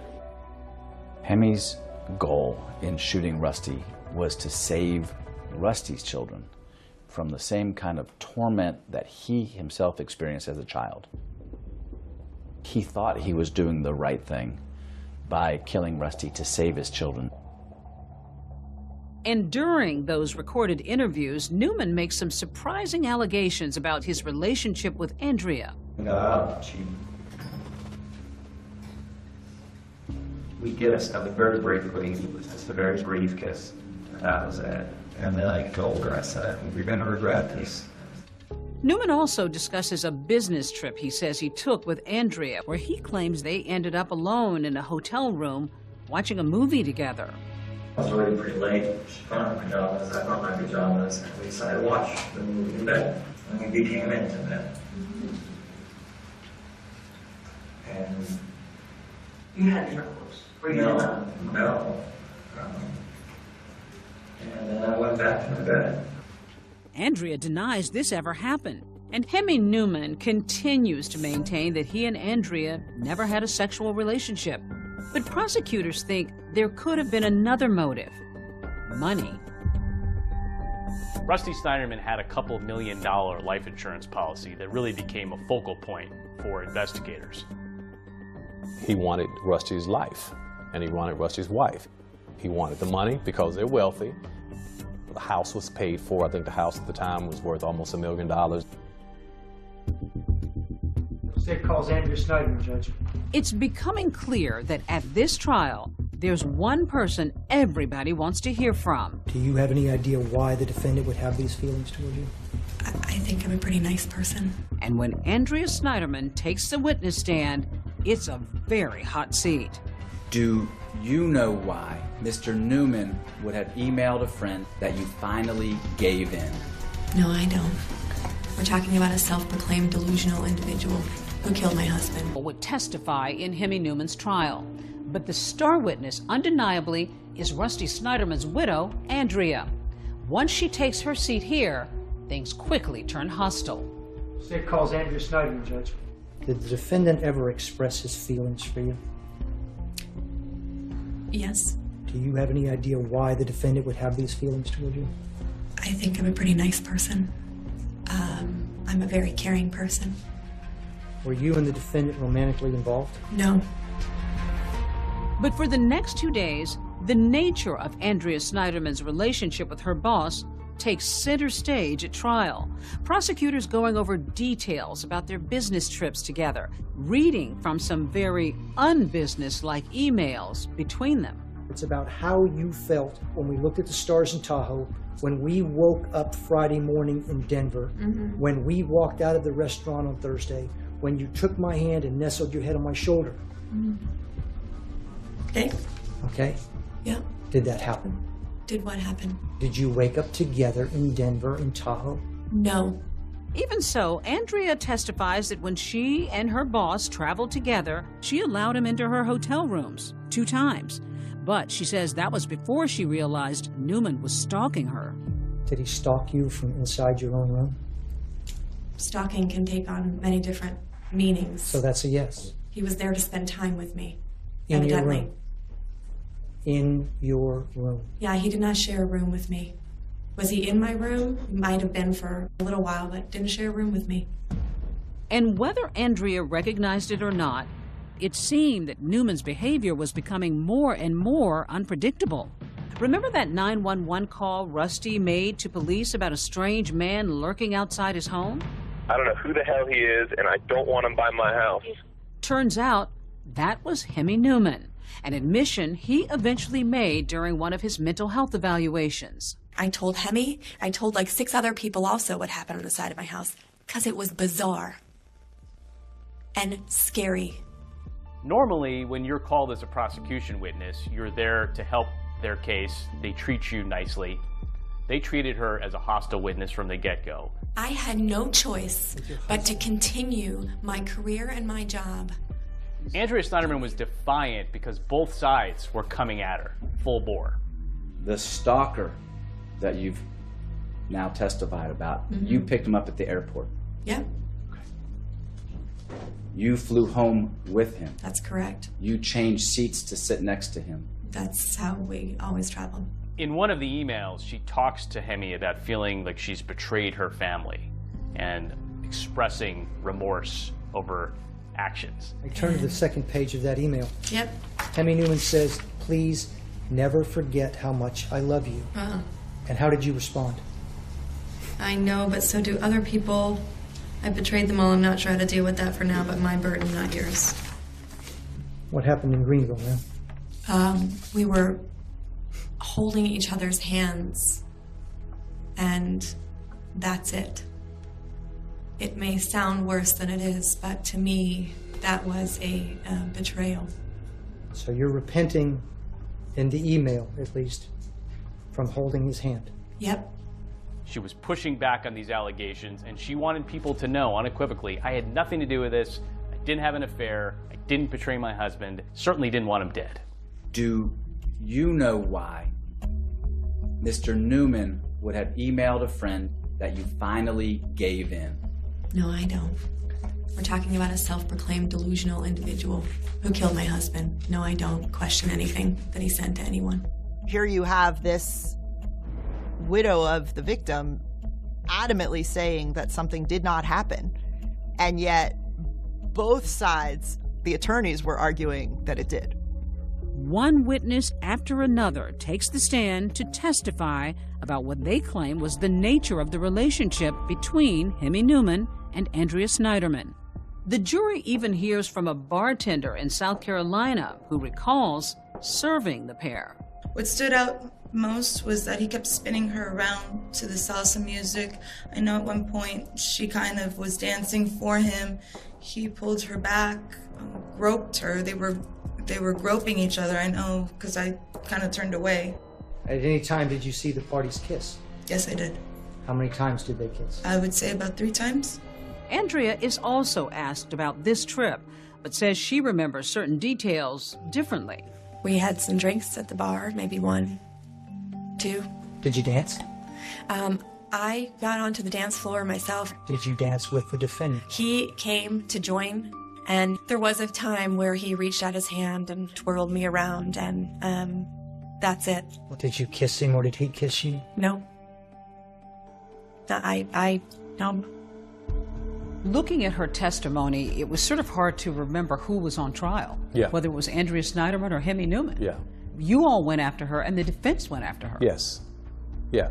We had to, because we had to establish motive. How does she come across to the jury? Not like a grieving widow. Dishonest, disingenuous, a liar. And there's something else that stands out for prosecutors, something they see as a discrepancy in Andrea's story about the day Rusty was shot. Andrea Snyderman testified she didn't know Rusty had been shot until she got to the hospital. At the time you called Don Snyderman, at that time, did you know what had happened to Rusty? No. Okay. I didn't know what happened to Rusty until I got to the emergency room. Okay. No one told me what happened to Rusty. Rusty's own father and one of her friends testified that she called them to say that Rusty had been shot. She called and said Rusty had been shot. She was so sorry, and that she was going to Dunwoody Prep to find out what had happened. And are you sure that she told you that Rusty had been shot? Yes, sir. She immediately screaming to me that Rusty had been shot, and she didn't know if he was dead or alive, and she was on the way to the hospital. Again, Andrea denies that happened. And that same friend also testified about what she knew about Andrea's relationship with Hemi Newman. Did Andrea admit or deny an affair with her boss at that time after the murder? Denied it. Based on all the time you've known Andrea, based on your observations of her, her mannerisms, when she told you no, did you believe her? No, but my heart really wanted to. And when Citron leaves the stand, there's another unforgettable moment in the courtroom. Andrea went up and hugged her friend, who had just testified that she didn't believe her when she said she wasn't having an affair. So it was very strange. It was so jarring that the attorneys made a motion to have her removed from the courthouse, and the judge obliged and barred her from the rest of the trial. With all the allegations swirling around Andrea Snyderman, the question so many are asking, is the grieving widow on her way to becoming a criminal defendant? It's clear to me that Andrea's covered in Rusty's blood. Everybody was wondering. Hemi Newman, to kill a man outside of that Georgia daycare depends on who you believe. The murder trial for Hemi Newman is moving fast. The jury could have this case as early as tomorrow afternoon.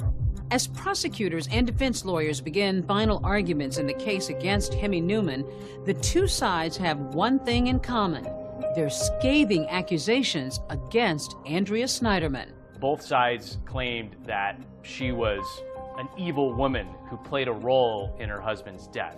Either the angel and the demon were talking to Hemi and telling Hemi to kill Rusty, with the demon that he was cheating with.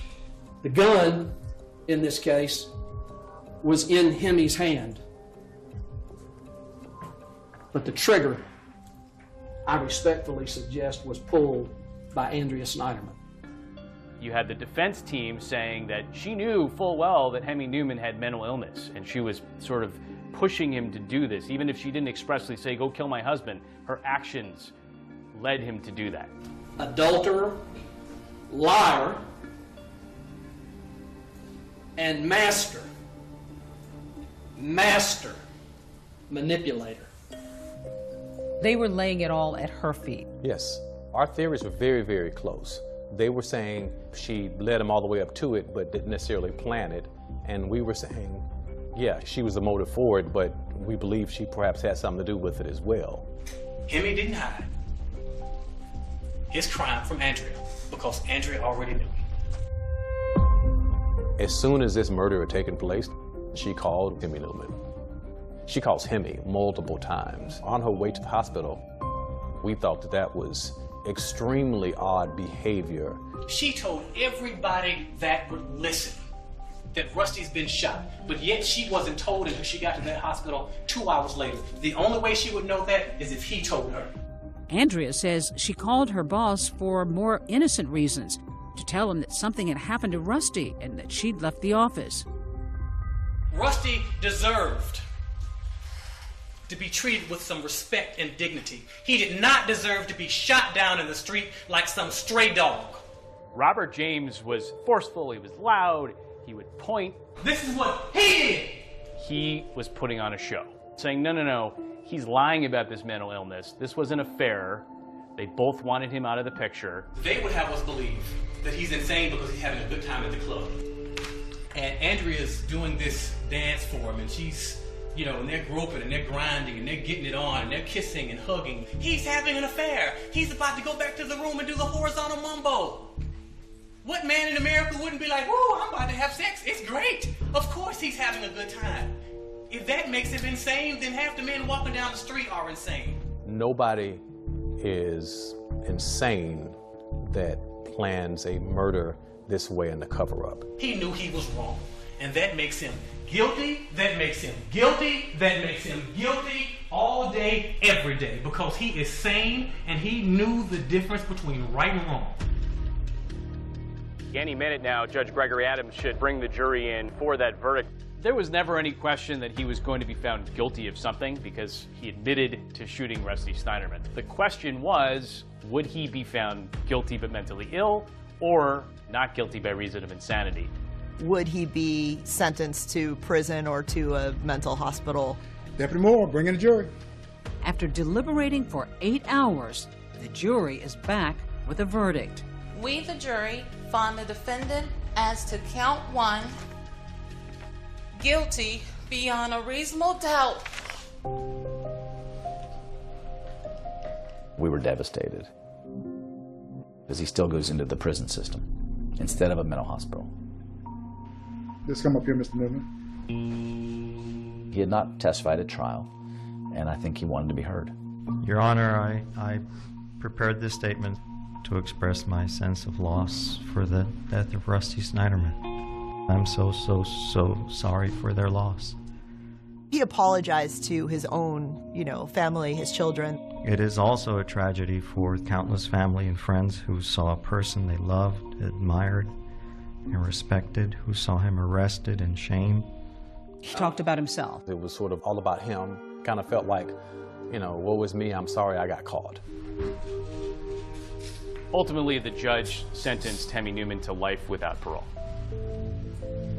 Throughout this case, Rusty Snyderman's family, specifically his brother Steve, were at the forefront. He was kind of the family spokesperson, and he didn't mince his words. It's clear to me that Andrea is covered in Rusty's blood. We'll have no peace until everyone involved in Rusty's death is held accountable for their actions. Andrea Snyderman releases a statement saying she was, quote, grateful for and relieved by the verdict, and describing her husband as an amazing man. Everybody was wondering, what's next with Andrea? She took the stand in that bombastic way. Everybody thought that she had something to do with this. The question was, would police and prosecutors go after her? And about 5 months later, we got our answer. Good afternoon, everyone. I'm Jovita Moore. I'm Justin Farmer, and officers arrested Andrea Snyderman today at her family's home in Putnam County. As soon as that indictment came down, those marshals pulled Andrea Snyderman out of her parents' lake house and hauled her off to jail. She is facing charges, including the murder of her husband, Rusty Snyderman. In layman's terms, if you help, you can be charged like the person that did it. After Andrea's arrest, the jury foreperson in Hemi Newman's trial speaks out. She was very angry when she was on the stand, and I thought, there's something. She really is hiding something here. We don't know how she's involved, but she's involved. And we need to know, how can we have any peace when we don't know the truth? But what can the prosecution prove? Lies throughout the investigation and throughout the trial. Then a bombshell development in Andrea's case before her trial even begins. Andrea with malice murder. A lot of people were surprised. I always had empathy for her, but at the same time, there were all of these unanswered questions. And so, those unanswered questions you want answers to. You hit her with an array of charges. Correct. We charged her with murder, obstruction, false statements, perjury. Are you thinking that you're going to be able to put her behind bars for possibly life as well? Yeah. I have some very strong circumstantial evidence, right? She's calling the murderer, who she happens to be having an affair with, moments after she finds out that her husband is shot. And then the night before the murder, there was a search on the computer for death benefits. The question is, do we have enough evidence that we can go from she probably had something to do with it to she did have something to do with it? Where is the evidence that she was a party to the murder of her husband? All you have is that she may have lied about having an affair. That doesn't mean she had anything to do with her husband being murdered. Indictments are built on solid foundations of evidence, and this one will fall like a pillar of salt. After 3 weeks in jail, Andrea Snyderman is released on bail and pleads not guilty to all charges. Anything you want to say just about how much you're looking forward to seeing your children? The judge put her under house arrest. She couldn't even take her children to school. On the eve of her murder trial, nearly a year after she was arrested, Andrea Snyderman's in court when the DA drops a bombshell. I'm standing before the court, standing before millions of people perhaps, asking for the court to dismiss the case right before trial. Robert James, the DA, had to go in front of the judge and admit that he did not have enough evidence to proceed with a murder case against Andrea Snyderman. I believe that it would be unjust and unethical to go forward on a charge that I am not 100% sure someone is guilty of. That can't look good for your office, though. Oh, it looked terrible. How hard was that for you, and how often does that happen? It doesn't happen very often. If you say that the prosecutor is a minister of justice, then you have to own that it's not what you know, quite frankly, it's what you can prove. Murder charges against Andrea may have been dropped. Mr. Deputy, bring in the jurors.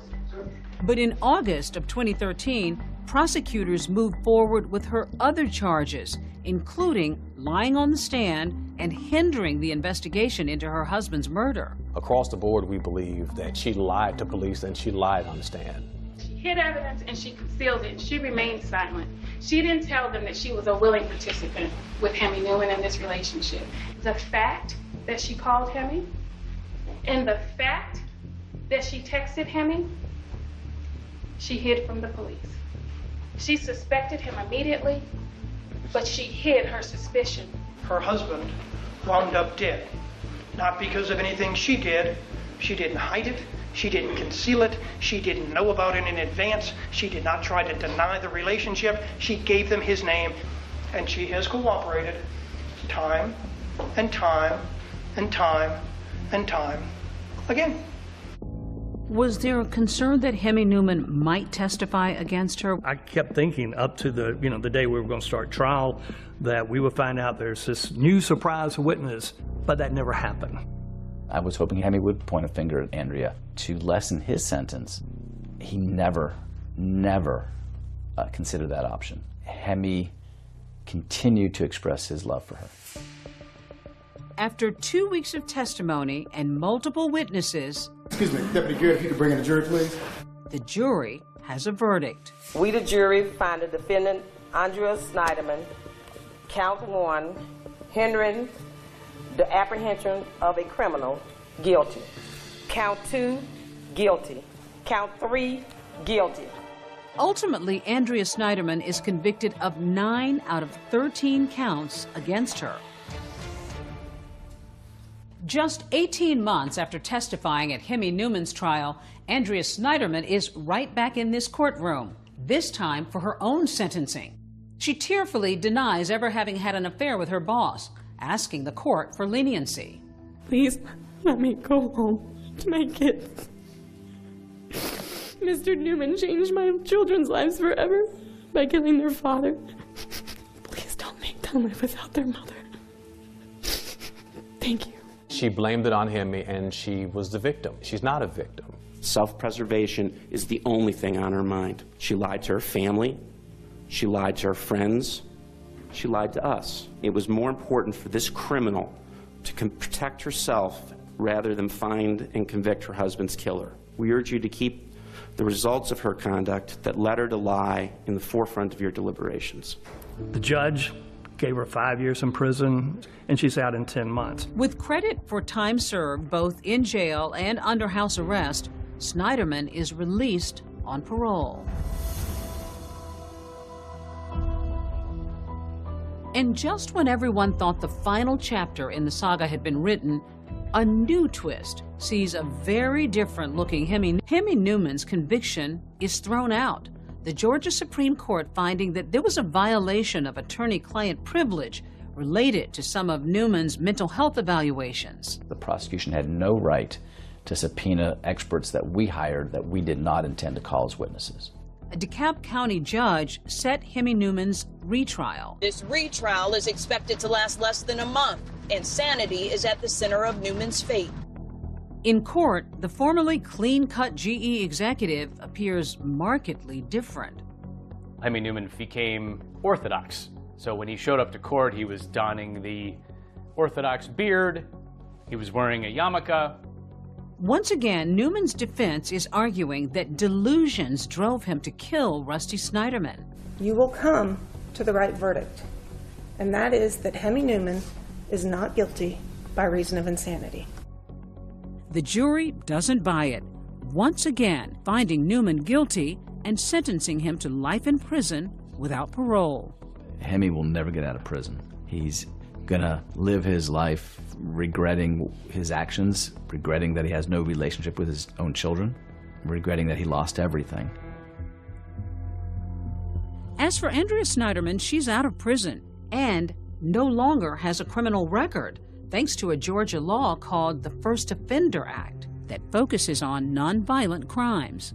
Even though a jury has found her guilty, when a defendant is sentenced under the First Offender Act, as Andrea was, once you have completed the sentence, you have no record.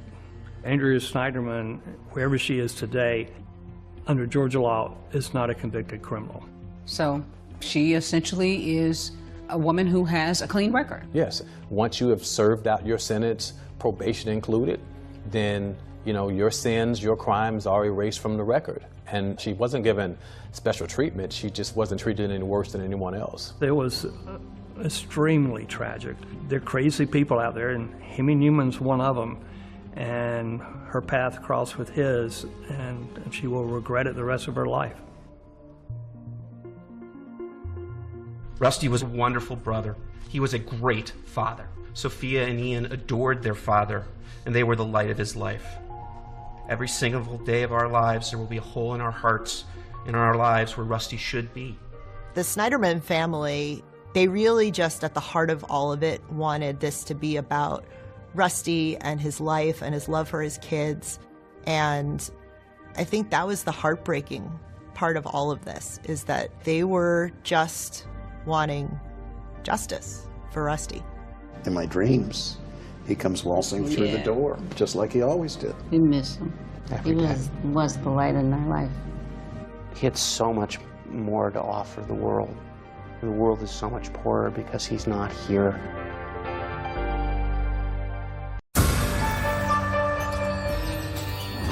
Police have launched a murder inquiry after an elderly woman was found dead at her home in Fleckney. I was gobsmacked. There's something could happen like this, literally on my doorstep. This case was one of a kind. Not only the nature of it, but the brutal nature of it. When I found out, it just floored me. How? Why could that happen? This is an old lady who's been murdered and seriously sexually assaulted in her home. How could somebody that I'd grown up with be capable of doing something like that? A lot of people were generally scared. This just doesn't look right. There was no sign of forced entry, so it was obvious that it was somebody that she knew. Open the door! Right, at this moment in time, I'm arresting suspicion of murder. 7 miles south of Leicester, in the heart of the English countryside, lies the quaint village of Fleckney. Fleckney is it's a quiet village. It's very close-knit. It's like it has its own little bubble. People are very, very close. Everybody knows everybody. Most people are related in Fleckney. Beautiful rural settings, friendly people, local community is fantastic. But yeah, it's a lovely, lovely place to live and grow up in. It's not the sort of place where a lot of crime happens. I'd been to Fleckney a few times that had nothing to do with crime. I'd been there to judge a talent contest. I think it was called Fleckney's Got Talent. The people who live in Fleckney are generally well-to-do. It's quite a low-crime area. There are retiring people there. There's some retirement bungalows around there. There's not a lot of throughfare. The people who are in Fleckney are generally the people who live there rather than the people who visit there. And it was this perfect, idyllic village that 72-year-old Jane Hings chose to retire to. Jane was an only child, and her mum and dad sadly passed away years before, which left her on her own with no immediate family around. Jane was quite a private person. She didn't like everyone to know, her business, and kept herself to herself, really. But once you got to know her, she opened up more, and it was just fun. She had quirky ways about her, but she was kind and she was caring. Everybody in Fleckney knew Jane. She relied on people to give her a lift to the hairdressers, to the shops, things like that. She was inoffensive in every way. People didn't have bad things to say about her. And in her life beforehand, she worked hard.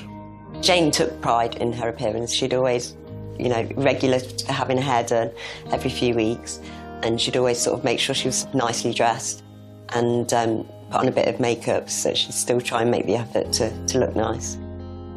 Having worked overseas as a nanny, Jane had settled into retirement, whilst also taking care of her much-loved rescue dog, Paddy. He was spoilt rotten. Everything she did was for Paddy. You'd go in, there'd be dog treats stacked up to the ceiling. We'd lie on a bed at night and cuddle up with her. Whilst Jane used friends and neighbours to help walk Paddy, in the summer of 2017, an accident meant she needed a lot more care. Goodbye. Jane had a fall and was admitted to hospital for about 3 or 4 weeks. She'd suffered some injuries when her dog Paddy had pulled her over, and then when she came out of hospital, that's when she needed the carers and she needed help in getting around, and she couldn't go very far. But the community came together for Jane, and she slowly got back on her feet. She was the sort of person that people warmed to, they liked her, and they were happy to help out. Then, just a few weeks after leaving hospital, tragedy strikes. On the Sunday morning, Jane's carers went in as they were meant to, about 7 o'clock in the morning. Jane's front door was unlocked, which is normal. They went in. She was laid in bed. The cover was pulled up over her head and both of her arms were raised above her head. When they peeled back the duvet, which had covered her head entirely, they saw that she had died. The carers are puzzled that Jane's body is covered completely by the duvet and call for an ambulance. Then, they notice something else unusual. Items are out of place in Jane's usually meticulous house. And when the ambulance arrived, they could see that she'd been dead for some time. And the paramedic who was there, he looked around and could see that there'd been an untidy search. Some drawers were open, some things were knocked over. Items were strewn across the floor, drawers were open. Here is a lady who's died with the cover over her head, with the arms raised above the head, and it looks like there's been a burglary that's taken place. With police at the scene, suspicions grow that this is not a natural death, and the house is immediately cordoned off. But with no obvious injuries, how Jane died is still a mystery, which means detectives begin to theorise what could have happened to the pensioner. Is it a burglary that's gone wrong? Is it Jane who's suffered a heart attack following a burglary, or whether she has passed away and then a burglary has happened afterwards, or whether this is somebody who has murdered Jane and then burgled the bungalow afterwards? The first step for detectives is to establish how Jane died. I received a phone call from the duty detective inspector who said they had a death. They weren't 100% happy with it, and they would value my opinion on what was going on. Dr. Hamilton attends the scene, and as well as the unusual way Jane has been tucked into her bed, his suspicions are raised further.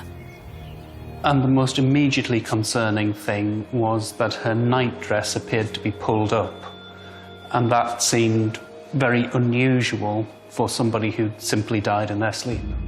This just doesn't look right, it doesn't look normal. As suspicions are raised that she could have been the victim of a sexual attack, Jane is taken for post-mortem. But almost immediately, everything changes. This is HFM. Police have launched a murder inquiry after an elderly woman was found dead at her home in Fleckney. Her body was discovered in a bungalow on Elizabeth Road. It's thought the victim died at some point during Saturday evening or in the early hours of Sunday. Whilst transporting Jane, a shocking piece of evidence has been found. As we took the body, a tongue bar fell from one of the creases in the skin. Ms. Hings didn't have a tongue piercing, so we have evidence of somebody else very close to her body. That ultimately became one of the most important pieces of evidence in catching the killer. On a quiet Sunday morning in the village of Fleckney in Leicestershire, residents are waking up to disturbing news of a possible murder on their doorstep. This is HFM. Further tests are being carried out to try to determine what killed an elderly woman in her own home in Fleckney. It prompted police to launch a murder inquiry following the discovery of her body in the property on Elizabeth Road. There were signs of a disturbance in her bungalow, which has led officers to believe she may have been the victim of a burglary.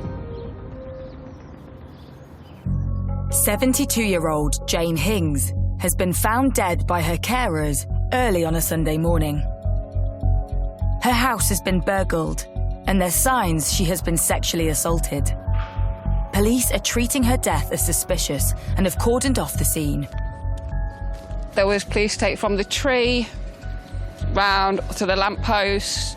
You couldn't get to where, if you can just see that red car behind this thing, that was all blocked off as well, because that's the back of her house.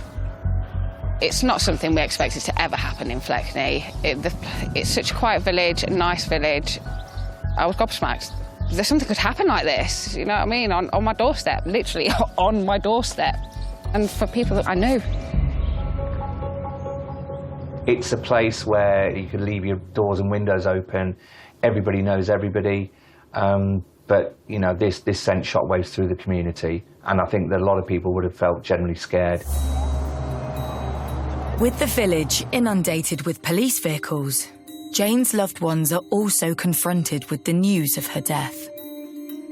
I'd arranged to go over to James on the Sunday morning to take Paddy for a walk. And as usual, I was running late and I'd had no phone call, which was really strange. And then I pulled into the close where she lived and just saw loads of police cars, police vans, forensics, and yeah, that's when I found out. So I last spoke to Jane the night before.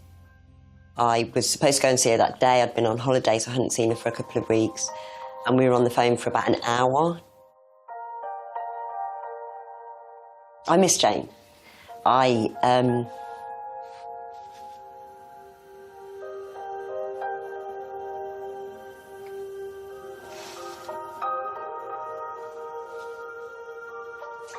miss the phone calls.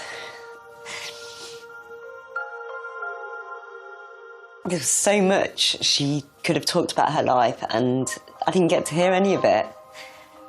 And my phone is so deadly quiet all the time.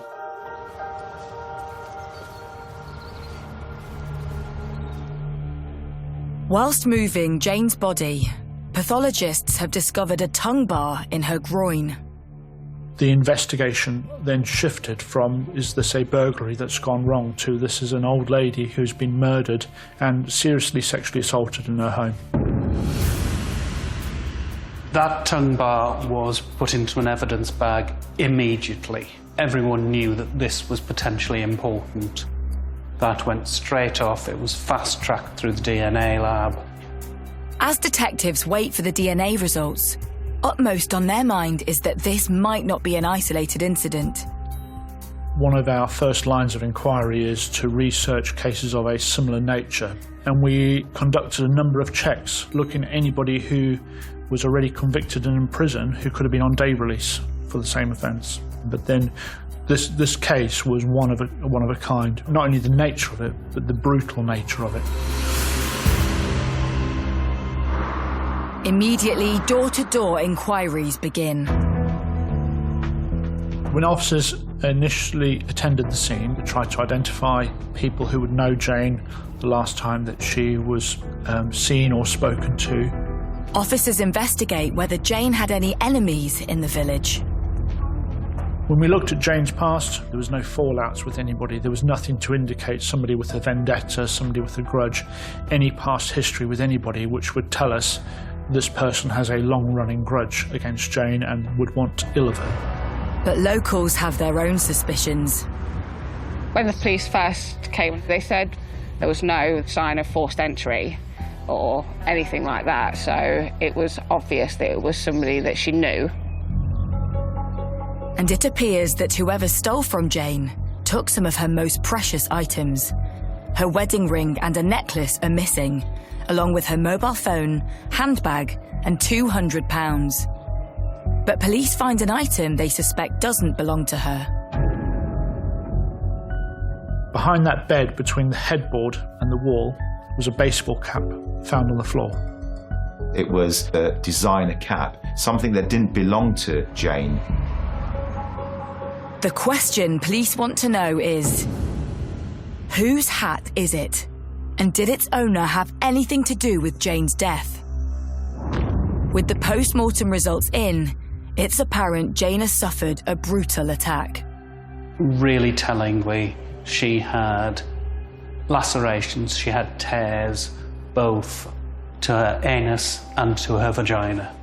The external injuries were really focused around the mouth and the nose and the upper neck area. Ms. Hings didn't have that many injuries on her body, but what there was told a story. There was a little linear graze, a scratch on her neck, and we know that her necklace was missing. It would certainly fit with somebody having pulled that necklace and it scraping across the skin. The most important thing that the post-mortem brought out in itself was that there was no natural cause for her to die.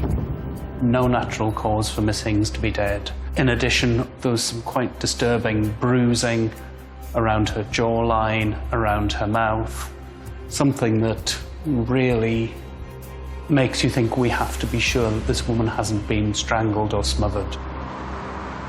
Less than 24 hours after Jane was discovered, the fast turnaround DNA profile from the tongue bar is returned from the lab.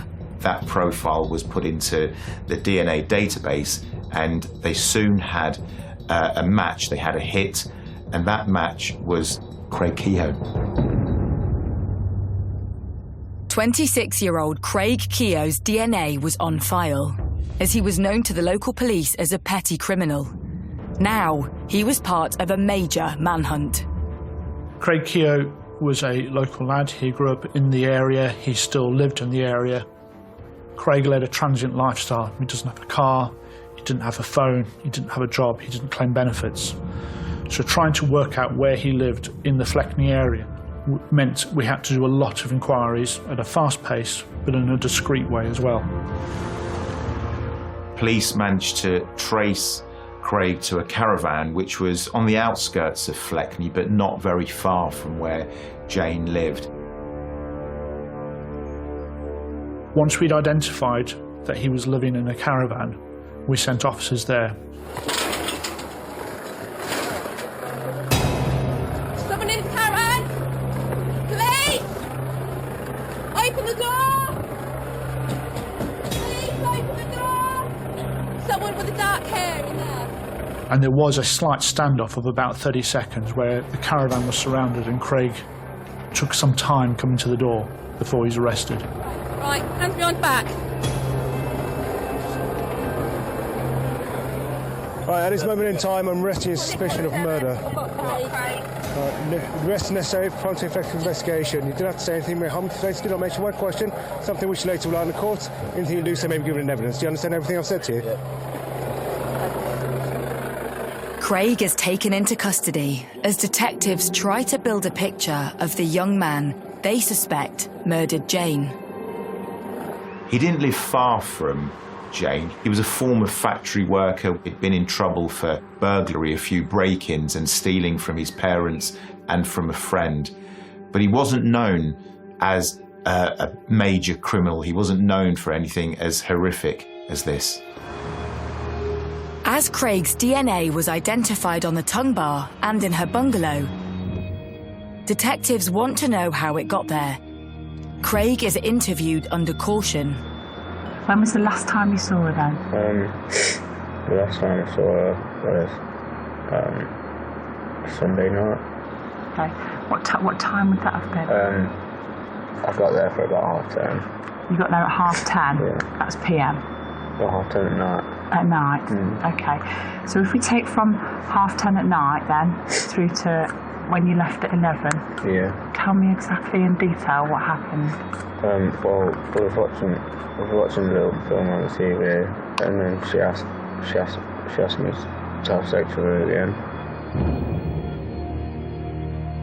Just tell me exactly what she said to you about having sex. She just said, Craig, will you have sex with me? And then, well, the first time it started off was about a month ago, and I was in the house, and then she just came into the front room naked, and then she was like, Craig, come and do it with me and I'll pay you. He offered the reason that his DNA was inside of Jane and inside the scene was because Jane had paid him for sex. Okay, and how much did she pay you? Yeah, she paid me £200. £200. In the village of Fleckney in Leicestershire, police have arrested 25-year-old Craig Kehoe on suspicion of the murder of Jane Hings. Do not have to say anything. May harm to face. Do not mention one question. Something which later will lie in the court. Anything you do say may be given in evidence. Do you understand everything I've said to you? Could this local lad really be responsible for the rape and murder of a 72-year-old pensioner? The news has sent shockwaves through the tight-knit community. How could somebody that I'd grown up with all these years could be physically capable of doing something like that? I felt sick and it was horrible. Like, who does think something like that? To such, you know what I mean? You hear about it, but she was an old lady. She was old. He was a young lad. Keogh has been taken into custody and is being interviewed under caution. With his DNA found on the victim and at the scene, detectives want to know how Craig knows Jane, and he has an explanation. I was walking through the village, and I saw this lady, and her shopping bag broke, and I helped her, and then I carried it to the house with her. Craig told us in an interview that he met Jane when he was down the shops, and that she asked him to pick up some shopping for him and offered him some money for it, and then asked him to walk her dog Paddy as well. But Craig alleges that it wasn't just household chores Jane was paying him for. And then another time, she's asked me to have sex with her for money. And it happened a month ago, the first time. And then she's asked me to come back a month later. And then it happened again. Key to the police investigation was the tongue piercing found in Jane's groin. Have you got any piercings? I got my ear pierced. Your ear pierced? Okay. Anywhere else? Yeah, my tongue pierced. Your tongue? Craig goes on to admit that he'd been with Jane the night she died, saying he arrived at her house around 10:30 p.m. Tell me exactly in detail what happened. Well, I was watching the little film on the TV, and then she asked me to have sex with her at the end, and she's like, "I'll pay you more this time." I was like, "Okay." I didn't think anything of it, and that was it really. And she said she felt sick, and then I left her. Craig's detailed account that he had sex with Jane and left her very much alive turns the investigation on its head. During the course of his interviews, he came up with an explanation as to what happened. And I have to say, it was so bizarre. Craig also suggested that Jane, whilst alive, was unwell when he left. What he was saying was that she'd become a little bit wobbly and a little bit unwell, and had then gone back to her bed. He'd then closed the door, and obviously whatever happened afterwards was someone else. Some stranger, no doubt having seen that the door was open, would have gone in there, burgled her, and perhaps killed her.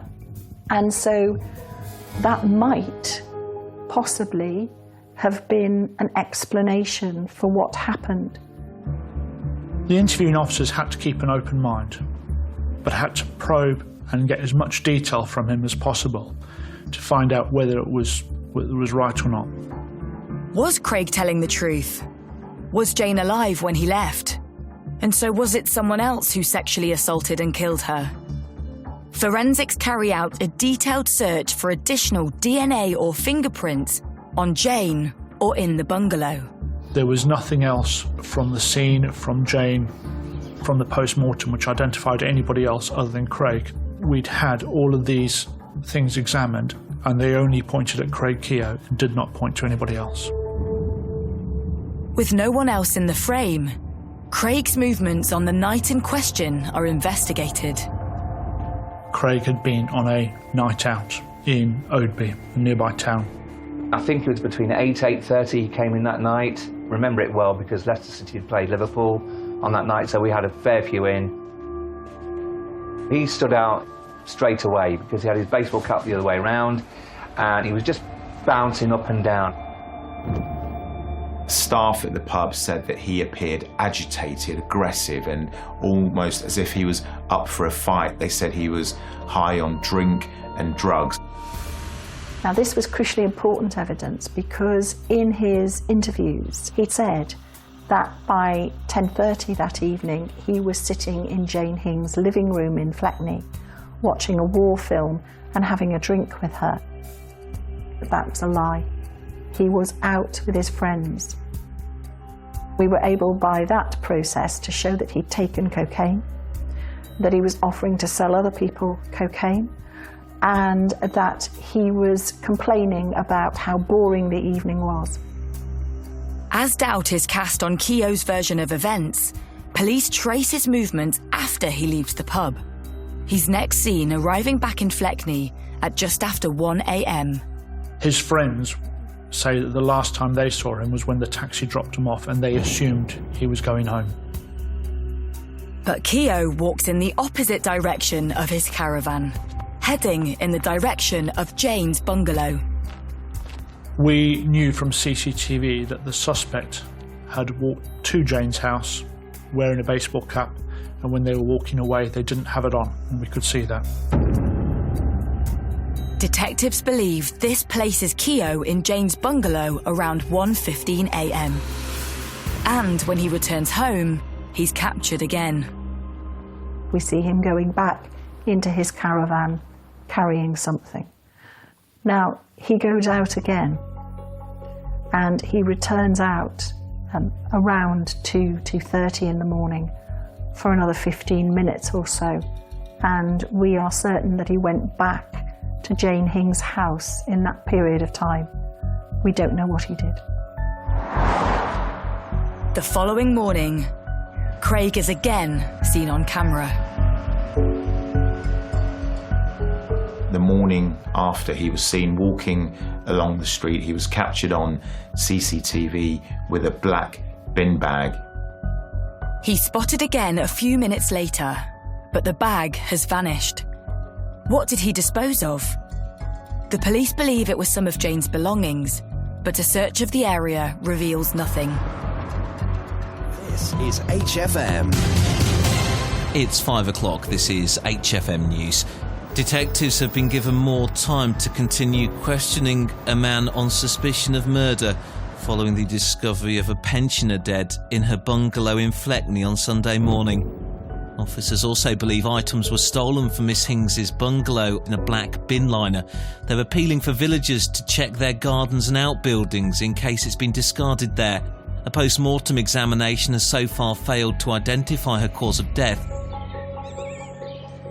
With help from the public and CCTV, police are able to piece together Keogh's movements 24 hours after Jane's death.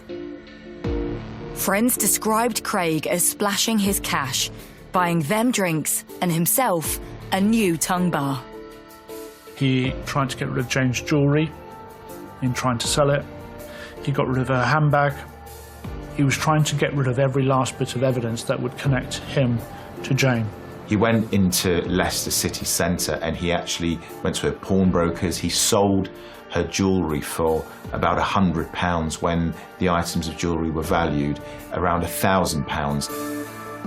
With enough evidence that Keogh stole items from Jane and had raped her, detectives also believe they have a killer on their hands. But proving he murdered Jane was going to be their biggest challenge. So far as murder was concerned, we had no cause of death. We were unable to show how she died, whether it was deliberate or accidental, forensically at that stage. In the village of Fleckney, 25-year-old Craig Keogh has been charged with burglary, murder and the rape of pensioner Jane Hings.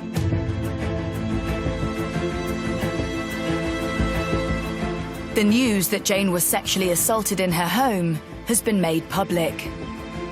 The community were on edge already, knowing that an old lady had been murdered in her home, but then once the true nature of it came out, people were really worried.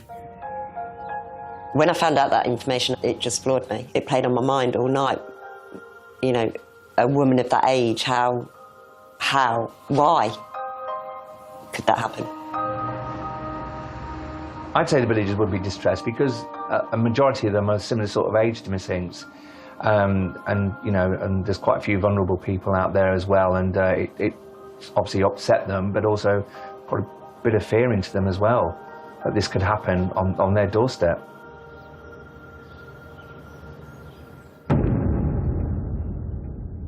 Within days of his arrest, Keogh is brought before a judge and the charges read. He pleaded not guilty to all the charges. So that was murder, 2 counts of rape and burglary. Keogh is remanded in custody and a date set for his trial. But the work of the prosecution is only just beginning. This was horrific violence perpetrated on a very frail old lady whilst she was still alive. And there was then the added complication of trying to prove how she died. So one of Craig Keogh's lines of defence actually referred to him knowing Jane Hings, and yeah, he said that she paid him for sex, and that was a reason that he went around and he claimed she was still alive when he left her bungalow on that night. Experts believe that Jane has been smothered with a pillow, and proving it was Keogh is imperative to the case. The DNA on the pillows was of saliva, and so we could show that Jane's saliva was on the pillows. That was all. Typically with a material object, you can't get fingerprints from it. And it's really difficult. For us as investigators, we sat there believing that the pillowcases were our murder weapon. How could we prove that? With concern that Keogh might get away on a technicality, the police and prosecution reach out to forensic specialists. Now, our pillowcases had been sat in the bottom of an evidence bag, sat in the exhibit store for, at this point, 4 months. They weren't laid out flat like you'd see in a movie or anything like this. This is a pillowcase shoved in the bottom of an evidence bag. But as we got nearer to trial, we discovered a new scientific development. Leicestershire Police said to me they had a pillowcase that they were interested in trying to develop some fingerprints on. They wanted to know whether a novel process I'd been researching was appropriate for this type of exhibit. I recommended that they tried vacuum metal deposition, and I also directed them towards Gloucestershire Police, who had a vacuum metal deposition machine that they could use and a trained operator, which is probably the best technique that we're aware of that gives you a chance of getting fingerprints on fabrics. Vacuum metal deposition involves vaporizing gold and zinc in a vacuum chamber.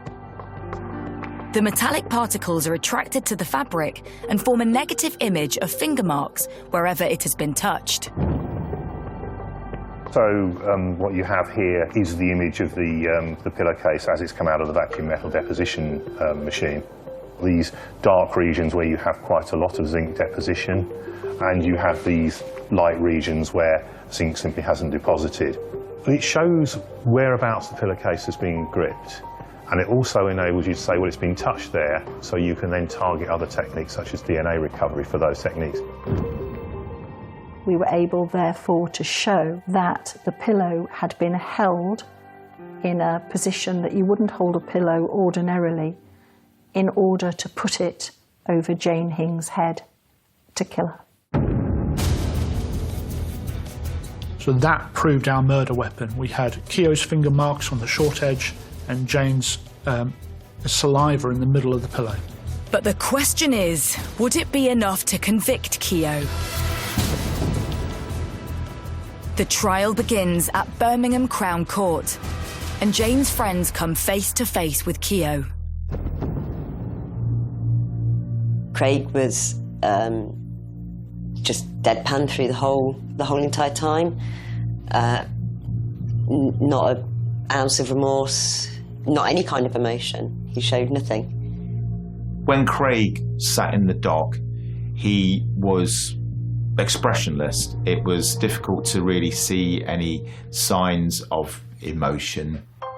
Obviously, Jane's friends are of her age, so are a lot older, and didn't want to go and sit through all of that. So I went and sat for her. I didn't want Craig to think that nobody cared about her. I wanted to be seen that, you know, she meant something to somebody.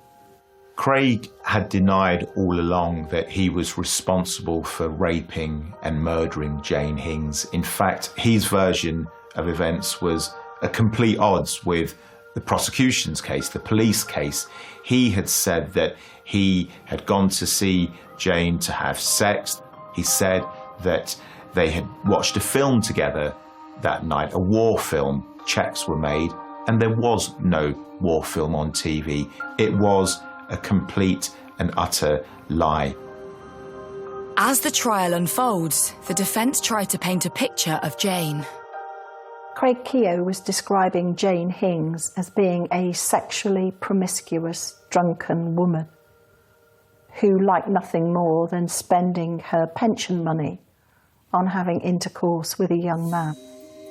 We discovered she didn't drink alcohol. There was no alcohol in her bloodstream after her death. So the jury were then shown all the mobility aids that Jane had in the house, the fact that she couldn't walk between rooms without needing a walking stick or a frame. So the idea of her being interested in active sexual activity was laughable. Central to the prosecution case is proving that the sexual contact was non-consensual. So we instructed an expert in sexual injuries to examine her body. And as a result of that, we were able to show that the sexual activity was not consensual activity, and it would have caused her significant amounts of pain, and it happened when she was alive. And it was for this reason they believe Keogh decided to kill Jane. She must have cried out when that happened, and he must have wanted not to be caught and to complete the act. And we know he did complete the act because there was semen within her body. And I expect that during the course of that sexual assault upon her, he decided to kill her because she wouldn't shut up. Establishing that Keogh had the motive and opportunity to kill Jane, the prosecution introduces what they believe is the murder weapon. The scientists went the extra mile on this one because they could show that finger marks left by Keogh were on the short, straight edges at the side, and they were gripped like this and applied, and they then took it one step further to look for the amylase staining, that's the protein staining in the middle, to show that Jane had exhaled a lot and it given out a lot of moisture from her breath, indicating that that's where she was smothered. And then when the scientists came to court to explain it, the jury was sat there like, oh wow, this is really impactful. With the prosecution evidence built against him, Keogh remained silent. Craig sat there very quiet. He chose not to give evidence. He chose not to be cross-examined by prosecutor, and he showed no remorse, even when the horrific details were read out of what he had done. Craig Keogh could not offer any evidence which the jury could look at and say that he was not guilty. He couldn't offer any alibi, and he couldn't offer any plausible explanation as to why this had happened or why he was suspected of it. After 5 days, the jury is sent to deliberate. Presented with all the evidence, they have to decide whether the marks at the edge of the pillow and all the new scientific data prove that the young man in front of them is a murderer. There are two choices for a jury here. Either he went into that house and raped her and burgled the property and then left, and a random stranger came in and smothered her, or the person who raped her smothered her. That's the choice. Even though you've listened to the whole trial and you know he's guilty, the evidence says he's guilty, those minutes, hours of waiting to hear them words, it's still nerve-wracking, you know, because they could come back with not guilty. After 4 hours, the jury returns. They came back and unanimously said that he was guilty of 2 counts of rape, murder and burglary. When the jury came back, he was plainly shocked. Craig Keogh stood there, and when sentence was imposed, he stood there with an element of resignation, but he didn't seem at any stage to show any kind of remorse. No sadness for her, no sadness for his own family, who appeared to be very decent people. From the beginning to the end, it seemed to me he was entirely focused on himself. Keogh was given a life sentence and will only be eligible for parole after 32 years. But for all involved, this case has taken its toll. When I went into Jane Hing's house, I was struck by the peace and tranquility in which she'd lived her life. She was a very simple lady. Beside her bed on one side was her Bible and a crucifix. And on the other side, as she had gone to bed, no doubt like every other night, she'd left her teeth on the side of the bed. And imagining just being in your own bedroom, in the comfort of your own home, and having a young, strong man, plainly intoxicated and under the influence of drunks, coming into your room about 1:15 in the morning, waking you from your sleep, must have been terrifying. That, I think, stays with me. This case will stick with me. It's one that the community will remember for a long time. It's one that the police officers who went to will remember for a long time. I've covered numerous murder trials over the last 25 years. The rape of anyone is distressing, it's shocking, but this was particularly shocking because it involved the rape of an elderly woman. I've been asked many times, what are my feelings towards Craig? And I have none, is the simple answer. I don't hate him because that's an emotion. I literally have no emotion towards him. But to think of what he did, it broke my heart to try and think about the fear that would have been going through her mind at the time. And then to be smothered with her own pillow. Jane was cremated and I put her ashes in an urn that sits on my mantelpiece so she can watch over Paddy every day until the day that he sadly joins her, in which case I will get him cremated and scatter their ashes someplace nice. Are you gorgeous? So they can be together again.